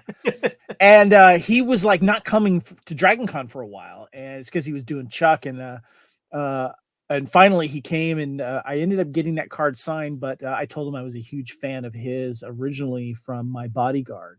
Yep. And what that movie meant to me. And every time I see a certain carburetor parts from motorcycles, I always think of that film. And he was touched by that, and he gave me a little My Bodyguard sheet, and he signed it for me and gave it to me for free. It was very sweet. And he says, "Kevin, I'll be your bodyguard." I was just like, "Oh, nice." But he was fun in this film, and I do like the ensemble cast. Not putting Jim Carrey in it. God, I think it would have been great if Carrey was in this film. I'm not sure which role he would have played, but I thought that would have been really, really cool. But yeah, it was kind of one of those movies I was like really glad to finally see and go back and discover it for the first time. It is a fun film, but yes, it is a rated R film. Next, guys, we've got Gorky Park. Yes, Gorky Park. And its theatrical run made about $16 million. And it is about an investigator on a Moscow police force relentlessly pursuing the solution to a triple homicide which occurred in Moscow's Gorky Park. He finds that no one really wants to solve the crime because it's just the tip of the complex conspiracy which involves the highest levels of the Moscow city government. director Michael Apted, stars William Hurt, Lee Marvin, Brian Dennehy, Joanna Pacula, and Ian the Emperor McDiarmid. Kyle, you got some trivia for me here on Gorky Park. Yeah, reportedly the production was denied access for filming in Moscow, Russia. Helsinki, Finland stood in for Moscow in this movie. Because of the Cold War, Gorky Park could not be filmed on actual location. The film group decided to come to Helsinki, the architecture of which is similar to Russian architecture. Gorky Park in this movie was not the real Gorky Park. Russia was actually portrayed by Kazanamini Park in Helsinki, Finland.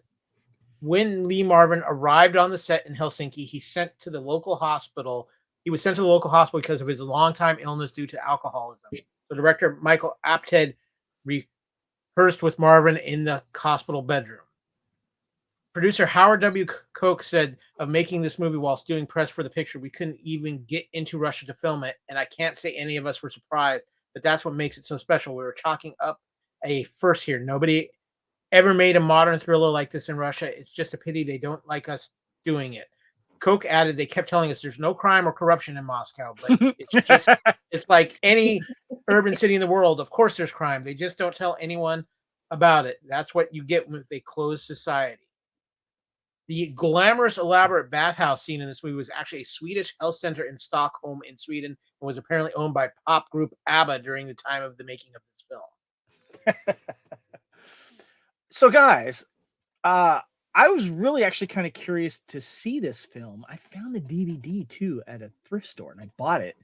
And I was like, okay, William Hurt, good. Lee Marvin, good. Gorky Park, Russia, good. Of course, by the way, I'm a big hair metal fan, and there was a band called Gorky Park that came out in the late 80s.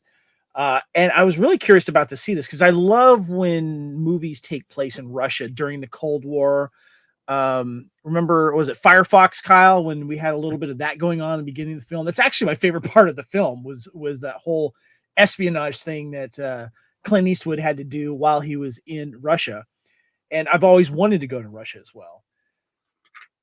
However, film was kind of boring, guys. It was fascinating the way it started with the homicide, but I felt that William Hurt's character was just not a likable character, and his Russian kind of was slipping from time to time, to be honest with you, even though he's a really good actor. I found Lee Marvin's character interesting in this, just because of what eventually happened in the film. But I'll be honest with you, I'm not going to keep the DVD. I think I'm one and done with this one. It was okay, not great. Lacey, have you seen Gorky Park? I saw it for a class. I don't know if it was because I was required to see it that I found it so dull, but now that you say that, I feel like I'm a little bit vindicated, I think. I kind of went into it expecting like a spy thriller, Mission Impossible kind of like dun, dun, dun, dun, whatever, and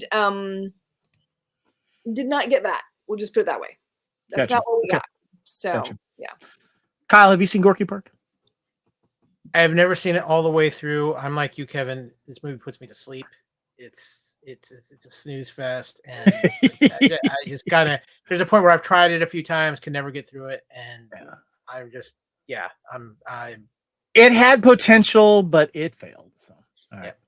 Next, we've got The Keep, and I love that the poster says, "We're all drawn to the keep, the soldiers who brought to death, the father and daughter fighting for life, the people who have always feared it, and the one man who knows its secret."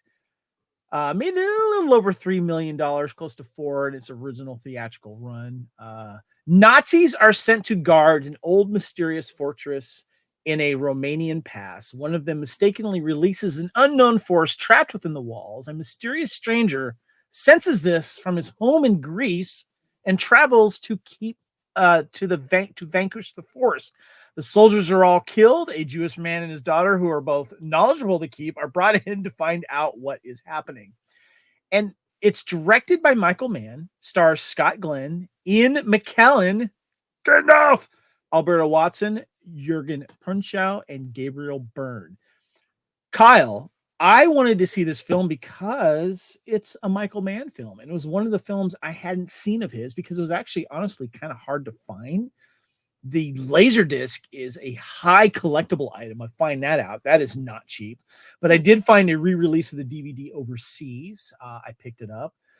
I thought it was actually kind of an interesting thought. It has ties to World War II and Nazis and this mysterious force. And of course, this Jewish man knows its secrets. I found it kind of interesting, but at times it kind of dragged on, but visually it was kind of fun. I like it. It's not one of my favorite Michael Mann films, but I like the concept of it. But you have to be in the right mood to kind of watch it. Kyle, have you seen The Keep? The Keep, there's things about The Keep that are just bizarre. Here's the thing. Let me hit a little trivia here because there's a point I want to make, and it ties in with this one piece of trivia. Well, it was released on VHS and Laserdisc. By the way, Kevin, you can buy this movie on iTunes. I know. Okay. It has never been released on DVD or Blu-ray. It has been noted that Paramount was going to release it on DVD in 2004, but two reasons have stopped them from doing so. First, the studio wasn't able to attain the rights of the soundtrack by Tangerine Dream. Second, Michael Mann, who has disowned this movie, forced the studio not to release it. It is currently available on DVD as of May 1, 2017. Okay, there is something I need to address here. This movie, which is strange in its own rights, and then you throw in the Tangerine Dream soundtrack, and I'm excuse my language, but this is a mind F from the get-go on this film. This film, it is. This film, you cannot watch this film before you go to sleep. The dreams that will affect you afterwards are going to be just out there. I remember my roommate actually rented this on iTunes because he had never seen it, and he was watching it one night. And my roommate works night shift, so he stays up. And I'm hearing the soundtrack play, and just the soundtrack playing alone, with just hearing the dialogue, was enough to be going, "No, we're not doing this right now." Yeah. Oh, we have any other trivia? Yeah. Michael Mann once described this film as a fairy story for grown-ups. Fairy tales have the power of dreams from the outside. I decided to stylize the art direction and photography extensively, but use realistic characterization and dialogue with it. The writer of the original novel, F. Paul Wilson, was so unimpressed by Michael Mann's adaptation of his work, he wrote a short story called Cuts, in which a writer puts a voodoo curse on a director who has mangled his work. Wow. Yeah. Oh gosh. Okay, now I want to read that book. I don't want to watch The Keep, but I want to read the book. What's it called? So Lacey, I'm assuming you haven't seen The Keep then. No, as a general rule, if the word Nazi is on the back of a movie, I'm not going to watch it. Like, as a general rule, I mean, you've got your Indiana Jones and stuff like that, but as a general rule, no, I'm not going to watch the Nazis. That's just not my thing.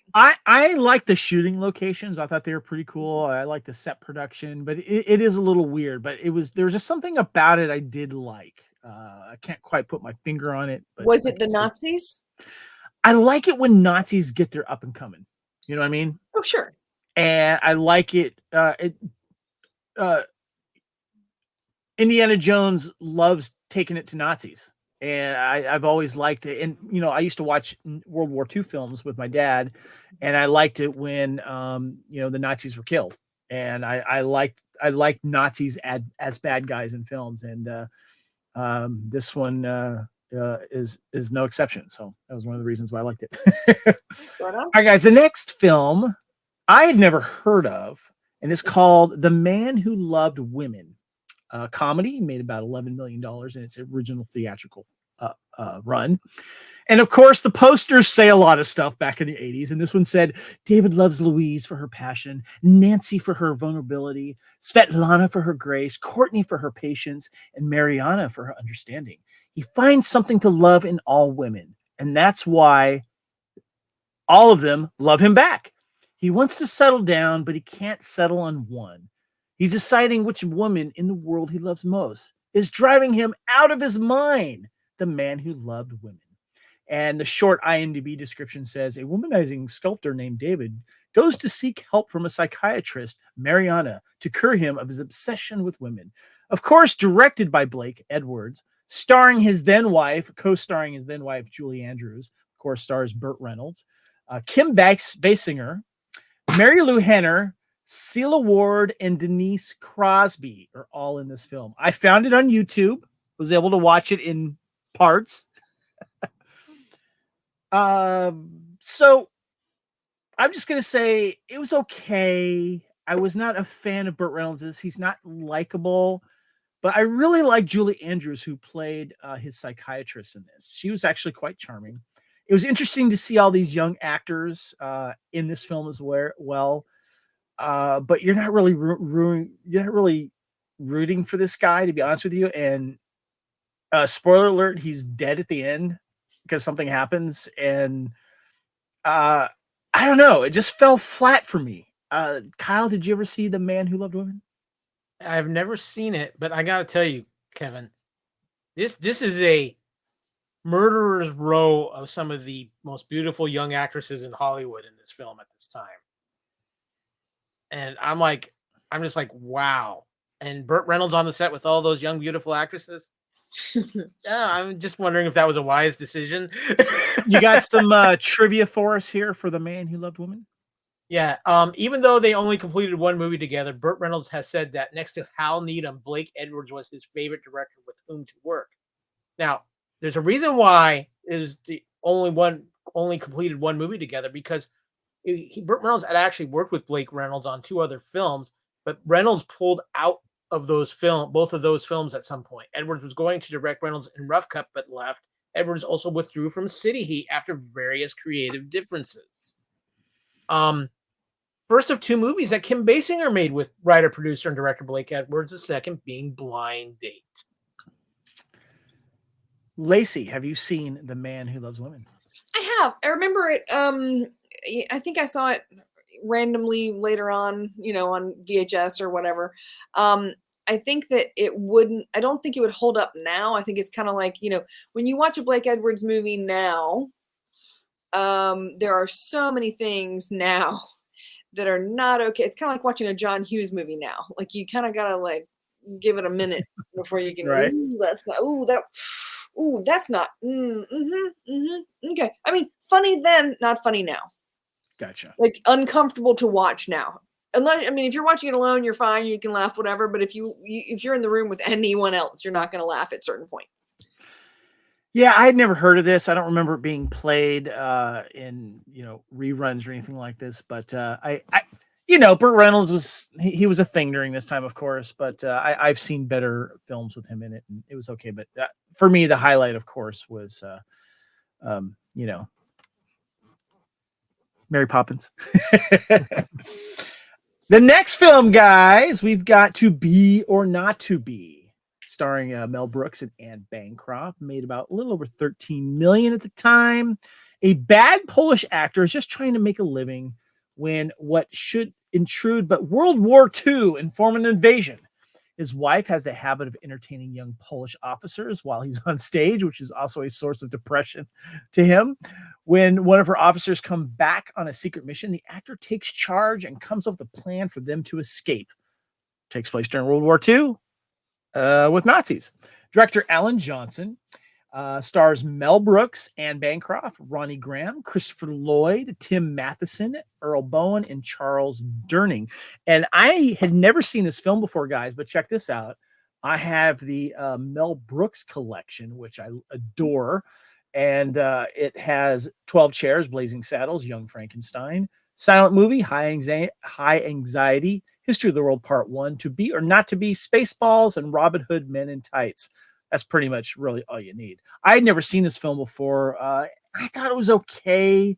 I didn't find it the funniest. There were some charming moments. Anne Bancroft was kind of cool in it. It felt kind of like a World War II version of Noises Off. That's the best way to put it. I don't know. Kyle, have you seen To Be or Not to Be? And also, do you have some trivia? I have actually not seen To Be or Not to Be. So that is a question for me. So dad jokes ahoy. Nice. But yeah, it is the only film in which Mel Brooks stars that he does not direct. Mel Brooks said that this is his favorite of his Brooks film Brooks Films movies. During World War II, Mel Brooks served as a corporal in the U.S. Army in France, where part of his duties included defusing landmines before the infantry moved into the area. Brooks fought in the Battle of the Bulge in late 1944. Charles Durning, who plays Nazi SS Commander Colonel Earnhardt, was also a veteran of the Battle of the Bulge and was present at the liberation of Nazi death camp at Buchenwald. The first Hollywood studio film to explicitly refer to the inclusion of gay men in the groups condemned to the Nazi death camps. The use of fabric patches by the Nazis to identify undesirables other than Jews is a historic fact. Pink and red triangles, depending on the region of Europe, were used to identify sexual deviants, predatory predominantly homosexuals. Gotcha. So, Lacey, have you seen To Be or Not to Be? I haven't, but now that you say that it's a World War II version of Noises Off, I kind of want to. And I just looked it up, and it's like $50 for the Blu-ray. So I'm thinking maybe not. What, for the Mel Brooks collection? No, just for this single movie. Oh, it'd probably be cheaper to buy the Mel Brooks collection. Just so you know. Yeah. Just because there's a lot of shenanigans that go on during the plays that they have to do, trying to, get shenanigans around the Nazis and stuff like that. It's one of those where you can obviously tell it has been a play on Broadway because of how it takes place and stuff like that. I think probably one of the highlights for me was Tim Matheson in it, because he plays the young soldier, I think it is, and he was actually pretty good in it. I liked him in that. So yeah, cool.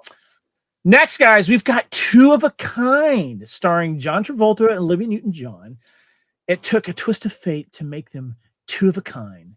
God has just had just about enough of mankind's attitude, so he decides that he needs to destroy the planet in the immediate future, unless two particular humans, a struggling inventor and a bank teller, both with quite amateur criminal minds, can save the world.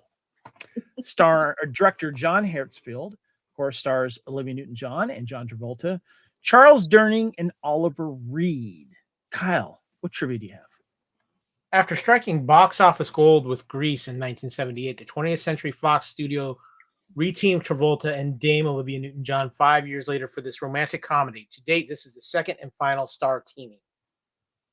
Although she starred in 3 theatrical movies and had made countless TV appearances in the 15 years prior to this movie, Dame Olivia Newton-John was insecure about her acting abilities and decided to enroll in acting training in preparation for the film. The movie soundtrack was so successful it went platinum. The movie was part of a 1980s cycle of Hollywood angelic comedies, which had started with Heaven Can Wait.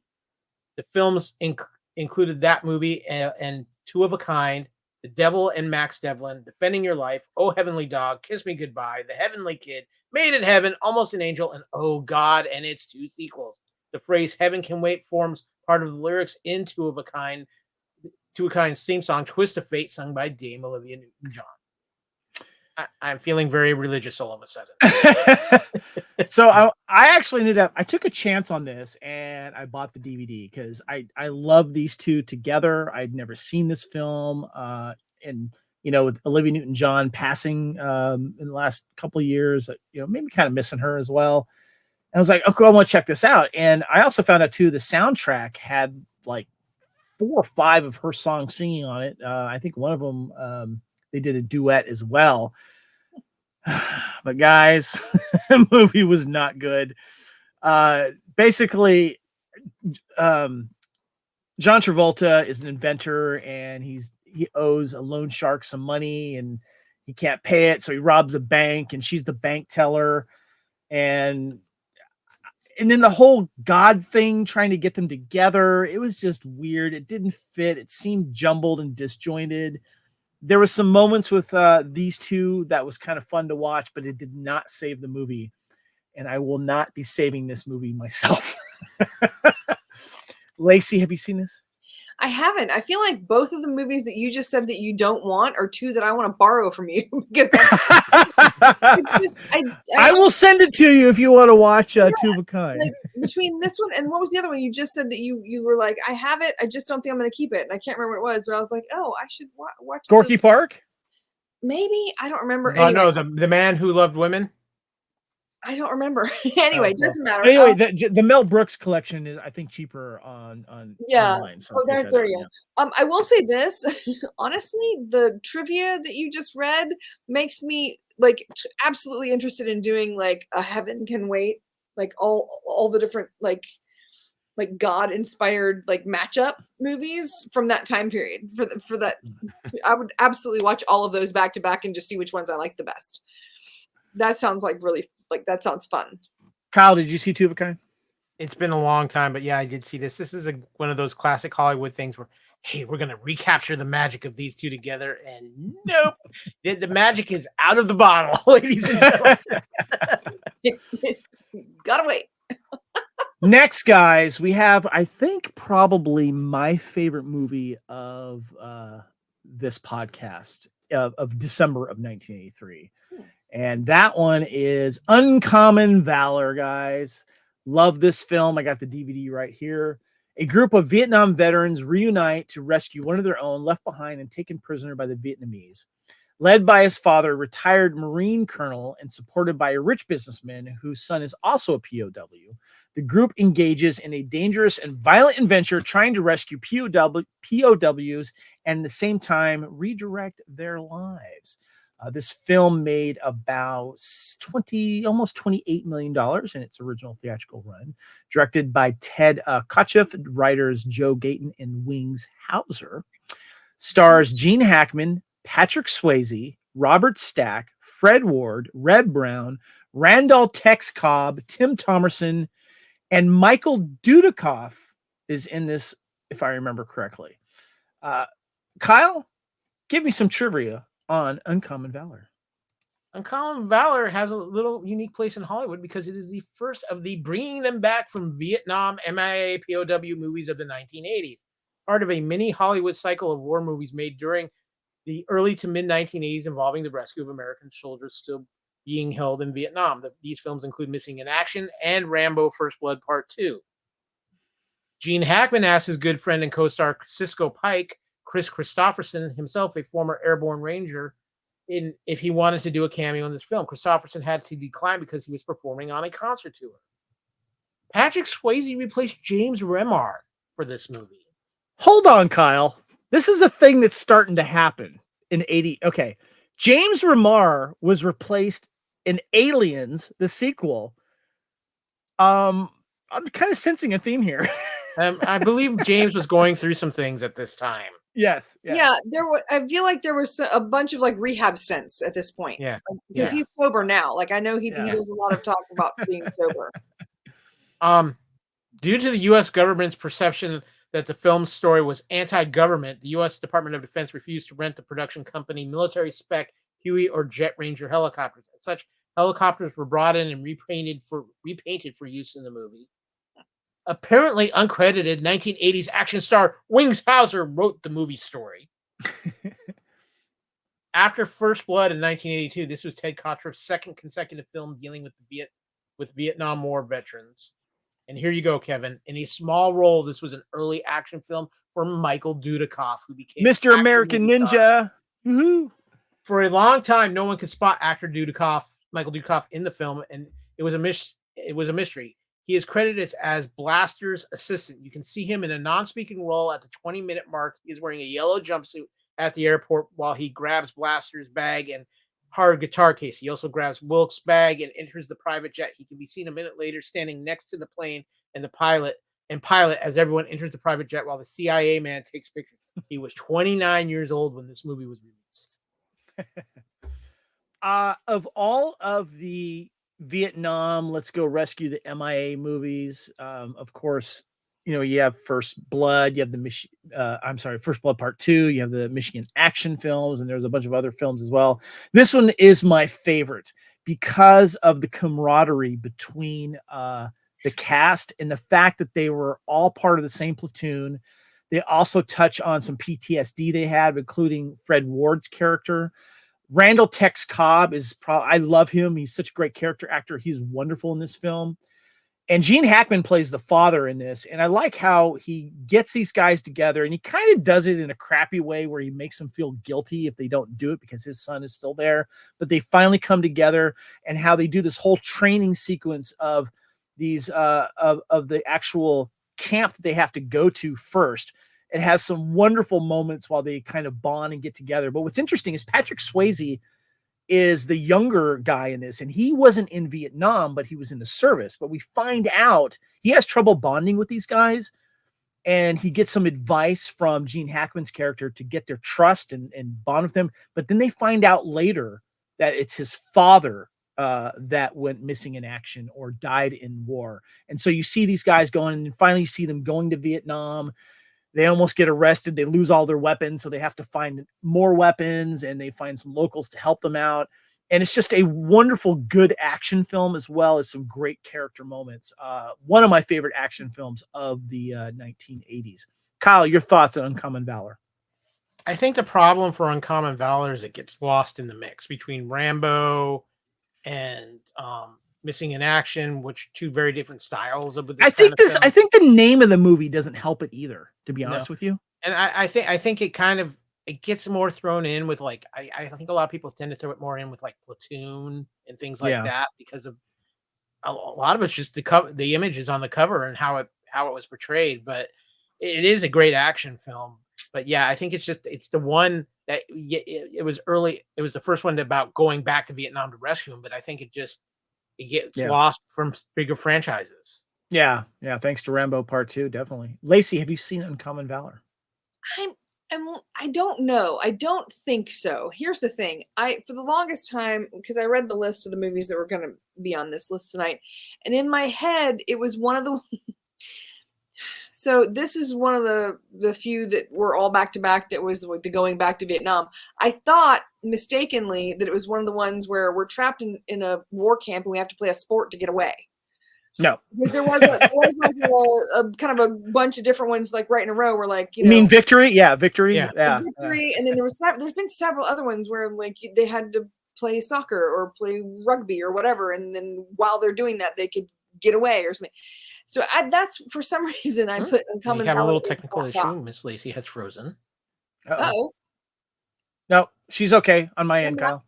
Hello. Okay. But yeah, so I had put it in the wrong box, and I mistakenly thought that I had seen it when it was them playing sports, and so then no, I have not seen it. Well, I think you might like it. I would recommend getting it. It is especially just for the cast itself. It's fun to watch all these guys, and it's got a great training sequence of them bonding back together and getting together. So definitely recommend that. Next movie, we have just a couple more guys. Next one is David Bowie and Ziggy Stardust and the Spiders from Mars concert film, made just about $362,000 in the theater at the time. And this is the July 3rd, 1973 historic concert of the Leper Messiah.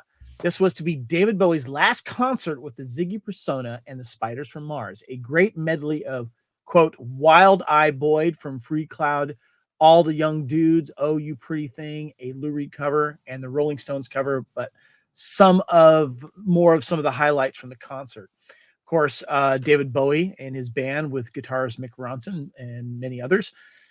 Kyle, give us some trivia first before I give you my thoughts on this. Shot in 1973, the picture did not get a wide release across the world until a full decade later in 1983. Jeff Beck guested on guitar in 2 songs and was supposed to have been in the film, but asked not to appear in it because he felt his solos and his appearance looking more like a 60s blue rocker than Bowie and the Spiders' theatrical outfits didn't quite fit the movie. Marlene Dietrich and Ringo Starr are said to have been in the audience, and director P.A. Pennebaker arranged for signs to be put up around the Hammersmith Odeon that told the crowd to bring flash cameras and take as many photos as they could, which added an illumination to the crowd. I know exactly where that theater is. I remember I've heard about this film. I had never seen it before. I do like Bowie. I'm not a huge fan of his, but I was kind of curious about this. I did find it on YouTube and I started watching it, and I could not get through the first 10 minutes of it. Here, I'll tell you why. It has nothing to do with the music. It was the way it was shot. It felt like there was only one or two cameras, and it fixated mostly with one, and everything was dark except for a few moments when the rest of the band would light up when someone else was playing, when Mick Ronson was playing guitar solo, but it mostly zeroed in on Bowie with everything else being black. And I could not, it was a horribly filmed documentary concert. It was one of the worst I've ever seen. I could not get through it. I'm sorry. I like him. I like the music. And the fact that Jeff Beck did not appear in it is a travesty, because Jeff Beck is one of the most like underrated guitar players of all time. I love his sound, and I wish he would have, been seen on this. I love the fact that we do get a little bit of Mick Ronson in this. I saw a couple of his guitar solos. Died too young. I think he was like 41 when he passed away due to cancer, I believe. Underrated guitar player as well. But man, whoever shot this thing, I hope they did better later on or never filmed another thing again. This was not fun to watch for me. I had to stop watching it. Lacey, fan of David Bowie? Not a fan of music in general. So, I mean, I don't go out of the way to watch videos or music or concerts or stuff like that. So, no. Okay. What about you, Kyle? Have you ever seen this one?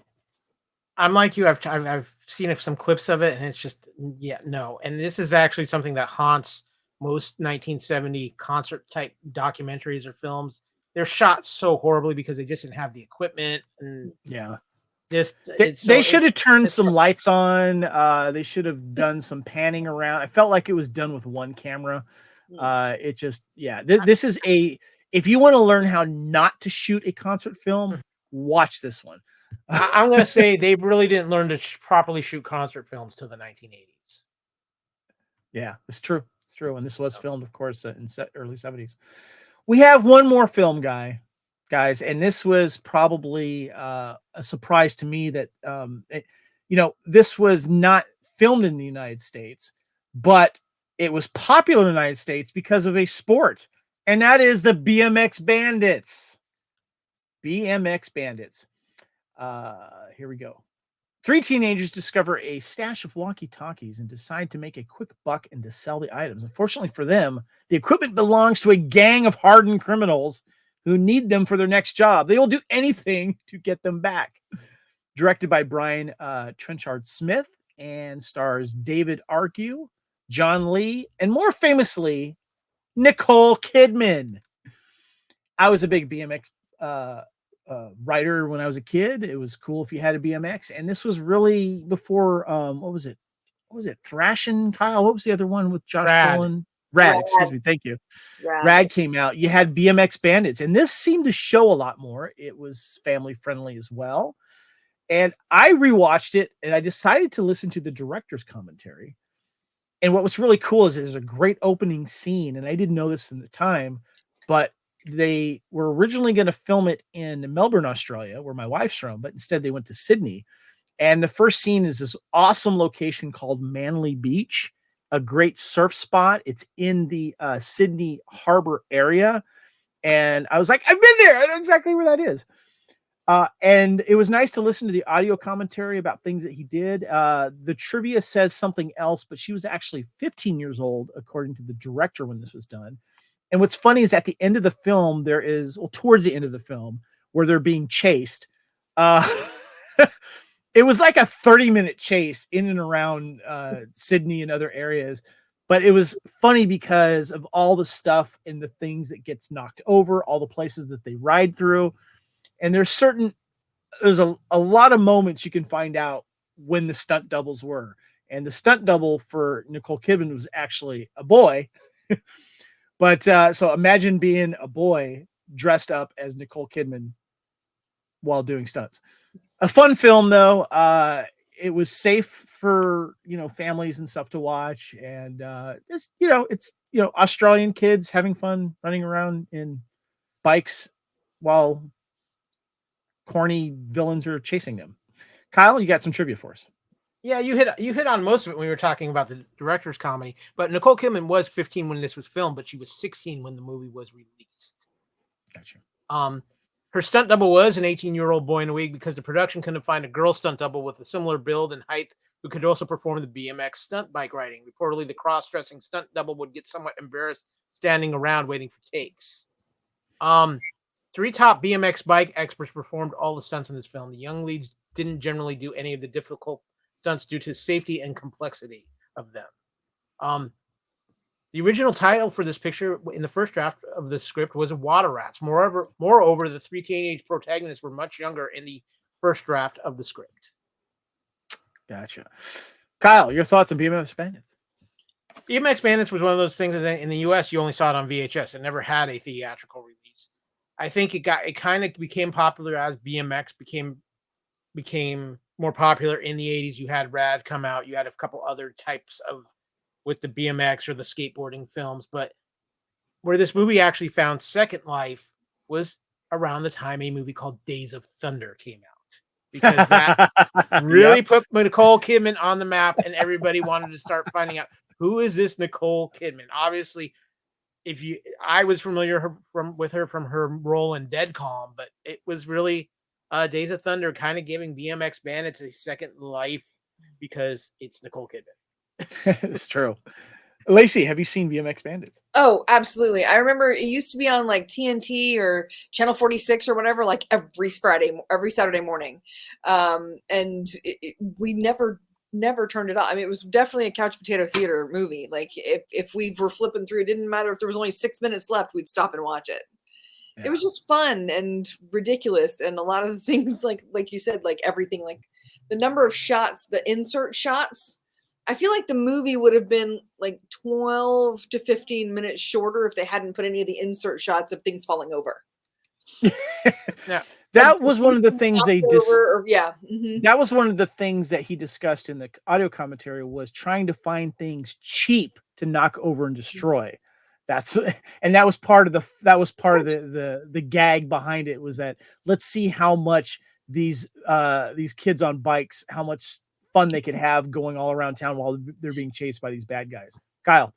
Now, Kevin, when growing up with BMX, what was the most important thing you had to have on your bike? Because I know what it was for everybody I grew up around in. If you didn't have mag wheels, you didn't have an actual BMX bike. Yeah, mag wheels and all the little pads on everything. And yeah, it was, and you had Redline, Mongoose, and all these other popular bikes. It was a fun part of my life. I do miss that. That was a lot of fun. So yeah, Lacey. I had roller skates. and I had a banana seat bike that was yeah. That's funny. I had roller skates. That's it.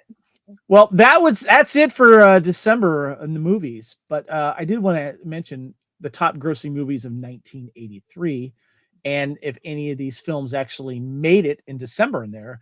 The top ones were 10, Risky Business, 9, Mr. Mom, 8, Staying Alive, 7, Sudden Impact. That one snuck in there, $67 million. Number 6 was Octopussy. 5 was War Games. 4 was Trading Places. 3 was Flashdance. Terms of Endearment breached the 100 million mark with 108 million. And number 1 was Return of the Jedi at $309 million. All right, guys. So we do have one thing we need to talk about, and that is the Oscars that were, of course, filmed or, took place the next year. 56 Academy Awards were filmed in April 9th, 1984, at the Dorothy Chandler Pavilion by ABC. Comedian and talk show host Johnny Carson hosted the show for the 5th time. He first proceeded over the 51st ceremony held in 1979. And the telecast garnered 42.1 million viewers in the United States. When it comes to the winners, of course, we have Best Picture, Terms of Endearment won, James L. Brooks, producer. Nominees for Best Picture were Big Chill, The Dresser, The Right Stuff, and Tender Mercies. Best Director was James L. Brooks for Terms of Endearment. Best Director for nominees for Peter Yates, Ingmar Bergman for Fanny and Alexander. Peter Yates was for The Dresser. Mike Nichols for Silkwood, and Bruce Beresford for Tender Mercies. Best Actor Winner was Robert Duvall for Tender Mercies. Michael Caine was nominated for Educating Rita. Nominated also was Tom Conti for Reuben. Tom Courtenay as the dresser, and Albert Finney in the dresser as well. Best Actress, we had Shirley MacLaine, Terms of Endearment. Nominated were Jane Alexander for Testament, Meryl Streep for Silkwood, Julie Waters for Educating Rita, Deborah Winger for Terms of Endearment. Best Supporting Actor, Jack Nicholson for Terms of Endearment. Also nominated for actor, best actor. Supporting actor was Charles Durning for To Be or Not to Be. John Lithgow, Terms of Endearment. Sam Shepard, The Right Stuff. Rip Torn as in Cross Creek. And best supporting actor, Linda Hunt wins for Year of Living Dangerously.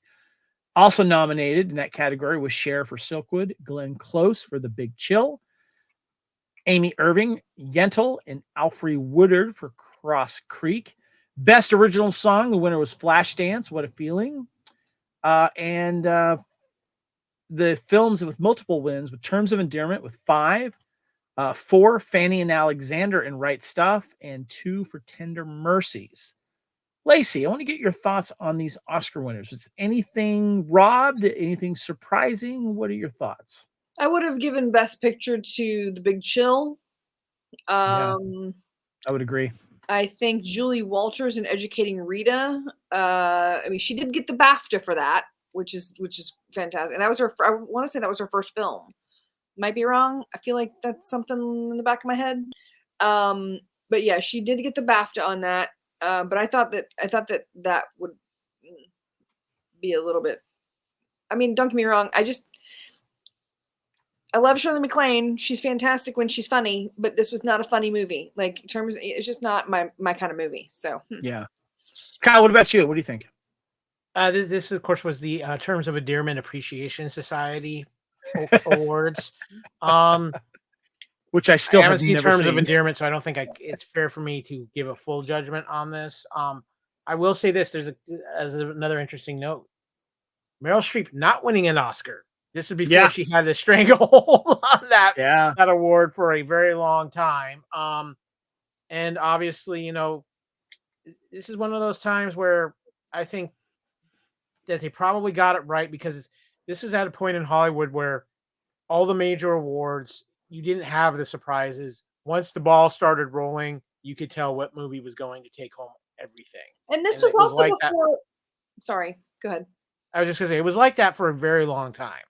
Yeah, this is just before predictable. It was before the Academy got a sense of humor and started realizing that just because a movie was animated or action didn't mean it wasn't worthy of the award. I mean, you don't have to have a 3.5 hour, silent film to to make it, worthy of having, honors. And so you start.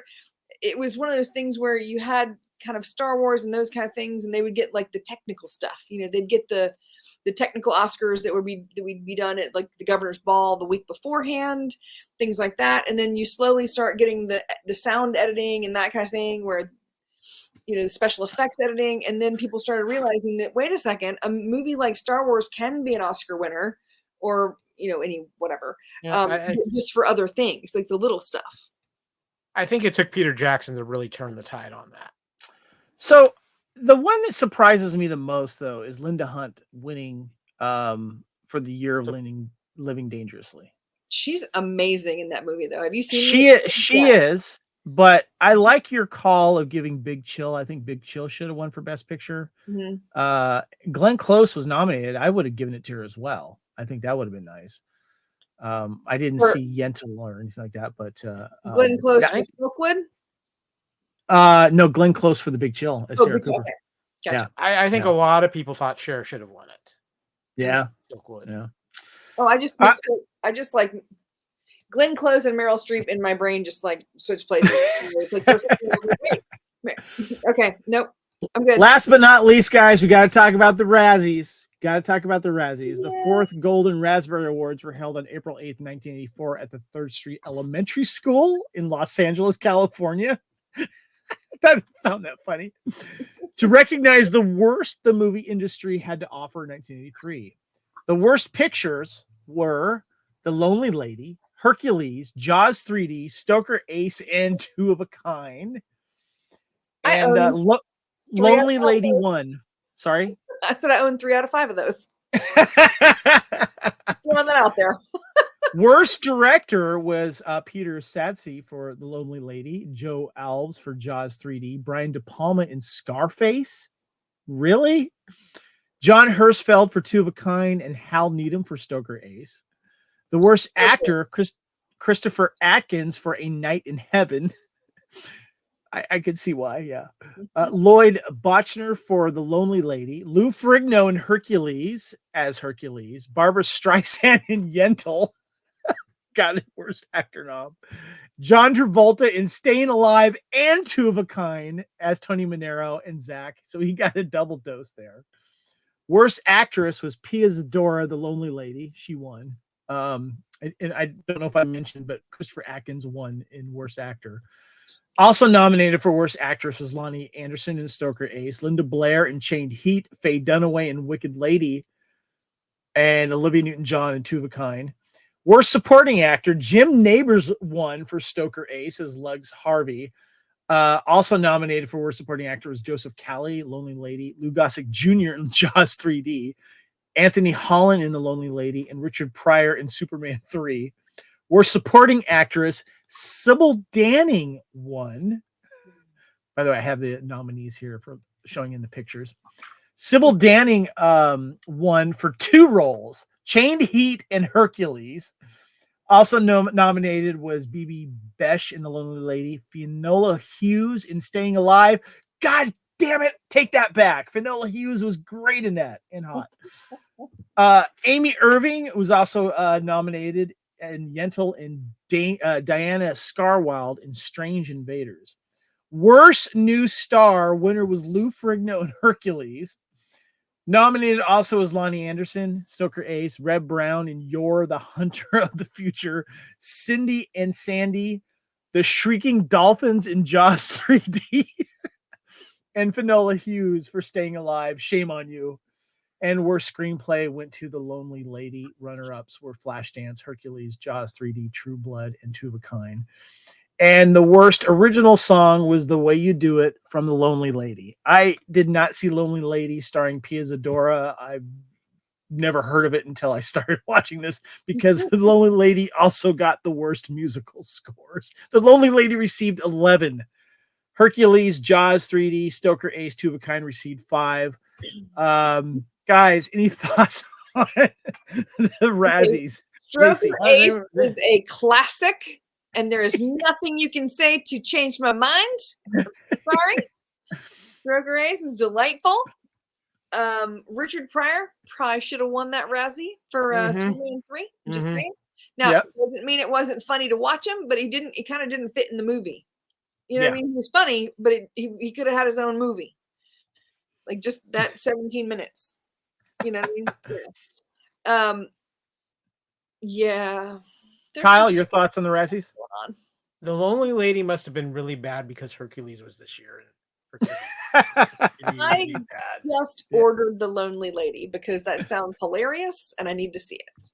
I'm kind of curious about it. Yeah. Sounds absolutely hilarious to me. Well, that's it, guys, for 1983. Quick comments of the year of 83. Kyle? A year that is definitely of movies that is definitely reflective of the times, more so than I think of any other year that we've covered, to be honest with you. Just, I mean, especially when we were talking about the nuclear threat, the Cold War, everything along those lines, and just where we were at socially as a society. So yeah, it's an interesting mix of movies in 83. Obviously you have some big hits with Return of the Jedi and things like that. I don't think it's maybe one of the most historical years of film, as far as just like, oh wow, there's like massive list of films in this year compared to some other years in the 80s, but matching where we were in a lot of different places mentally, I think 83 hits that right on the nose. Yeah. A lot of drama that I'm glad I missed. Lacey, your thoughts on the movies of 83? I think you just summed it up. It's a lot of drama that I'm glad I missed. Like I feel like as a 10-year-old in the middle of the 80s, I really did glass over a lot of the scary stuff, you know what I mean? Like a lot of the political scary stuff, you know, the Cold War, all that kind of, Mhm. in real life. And so a lot of the movies that were showing that kind of thing, again, I was 10 years old, so I never would have seen these during that time. I would have seen them, 5-7 years later, maybe in high school, maybe they had something, for a poli sci class or something. But yeah, the 80s, the 1983 was, like, I think I said it earlier, it was a little bipolar, kind of, like one way or like totally other direction. So Yeah. yeah. It's honestly, I think it was one of those Oscars I would not have enjoyed, and I don't remember. I didn't get into watching the Oscars until later, but '83 definitely made an impact on me. Yes, there was a lot of dramas I didn't either watch or even care for, but there was a lot of interesting niche films that came out that I liked, that I'm very, very fond of. And obviously the obvious is Star Wars, but there was a lot of good stuff there, and it was a fun year to go through and learn about and watch some movies for the first time. So yeah. Before I give a little tease on what's happening in '84, guys, because we'll be covering 1984 Time Warp, because there is some doozy good ones there. First of all, you can find us here on the Fandom Podcast Network and the Fandom Podcast Network YouTube channel. Please, if you're listening to this, please subscribe. Check out all the cool slides that we've been showing here. Fandom Podcast Network is on Facebook. You can email us at fandompodcastnetwork@gmail.com. We're also on Instagram and Twitter. My name is Kevin. I am on Twitter and Instagram and Threads, or Twitter is now X, guys, at Spartan_Phoenix. Kyle, where can we find you? When I'm not playing tic-tac-toe or global thermonuclear war, you can find me on X/Twitter at AKyleW. You can find me on Instagram and Threads at AKyleFandom. Lacey, where can we find you? I am Lacey Pants. On Facebook, I think I'm the Lacey Pants on Instagram. Yep. I'm Lacey Pants on X. My license plate says L Pants. I mean, whatever. Nice. Awesome. Yeah. Cool. Find you on Facebook as well. So there you go. Cool. All right. We are Time Warp. This is the Fandom Flashback Show. Thank you guys again for joining us for 1983. But guess what, guys? 84. And I'm going to try to read this very quickly, because this is just a tip of the iceberg of the year of 84. We're going to cover movies such as Footloose, Repo Man, This is Spinal Tap, Splash, The Ice Pirates, Police Academy, Greystoke, Romancing the Stone, Breaking 2, Electric Boogaloo, 16 Candles, Firestarter, The Natural, Indiana Jones, The Temple of Doom, Star Trek 3, The Search for Spock, Streets of Fire, Ghostbusters, Gremlins, The Karate Kid, Top Secret, Bachelor Party, Conan the Destroyer, The Last Starfighter, The Muppets Take Manhattan, Revenge of the Nerds, The Never-Ending Story, Purple Rain, The Adventures of Buckaroo Banzai Across the 8th Dimension, Cloak and Dagger, Red Dawn, The Woman in Red, Ninja 3, The Domination, Amadeus, Alamy, Starman, The Nightmare on Elm Street, Night of the Comet, Missing in Action, Supergirl, Johnny Dangerously, Dune, Beverly Hills Cop, and The Terminator. Kyle, thank you so much for joining me. As always, appreciate you. It's always fun to be here, but I am serious. I'm going to go play some global thermonuclear war, and I'll tell you about it in the day after. And don't forget to destroy Las Vegas first. Yeah, absolutely. Lacey, wait a minute, your Raiders are in Vegas now. Are you sure you want that? Yeah. Lacey, as always, thank you so much. Appreciate you coming on. Yay, it's so much fun. I have a blast doing these with you guys. 1984, guys. We got a lot to cover. We're very, very excited about it. Thank you for joining us here for 1983, of course. Part 7, the movies and awards for December of 1983. Until next time, everyone, we will see you back in time.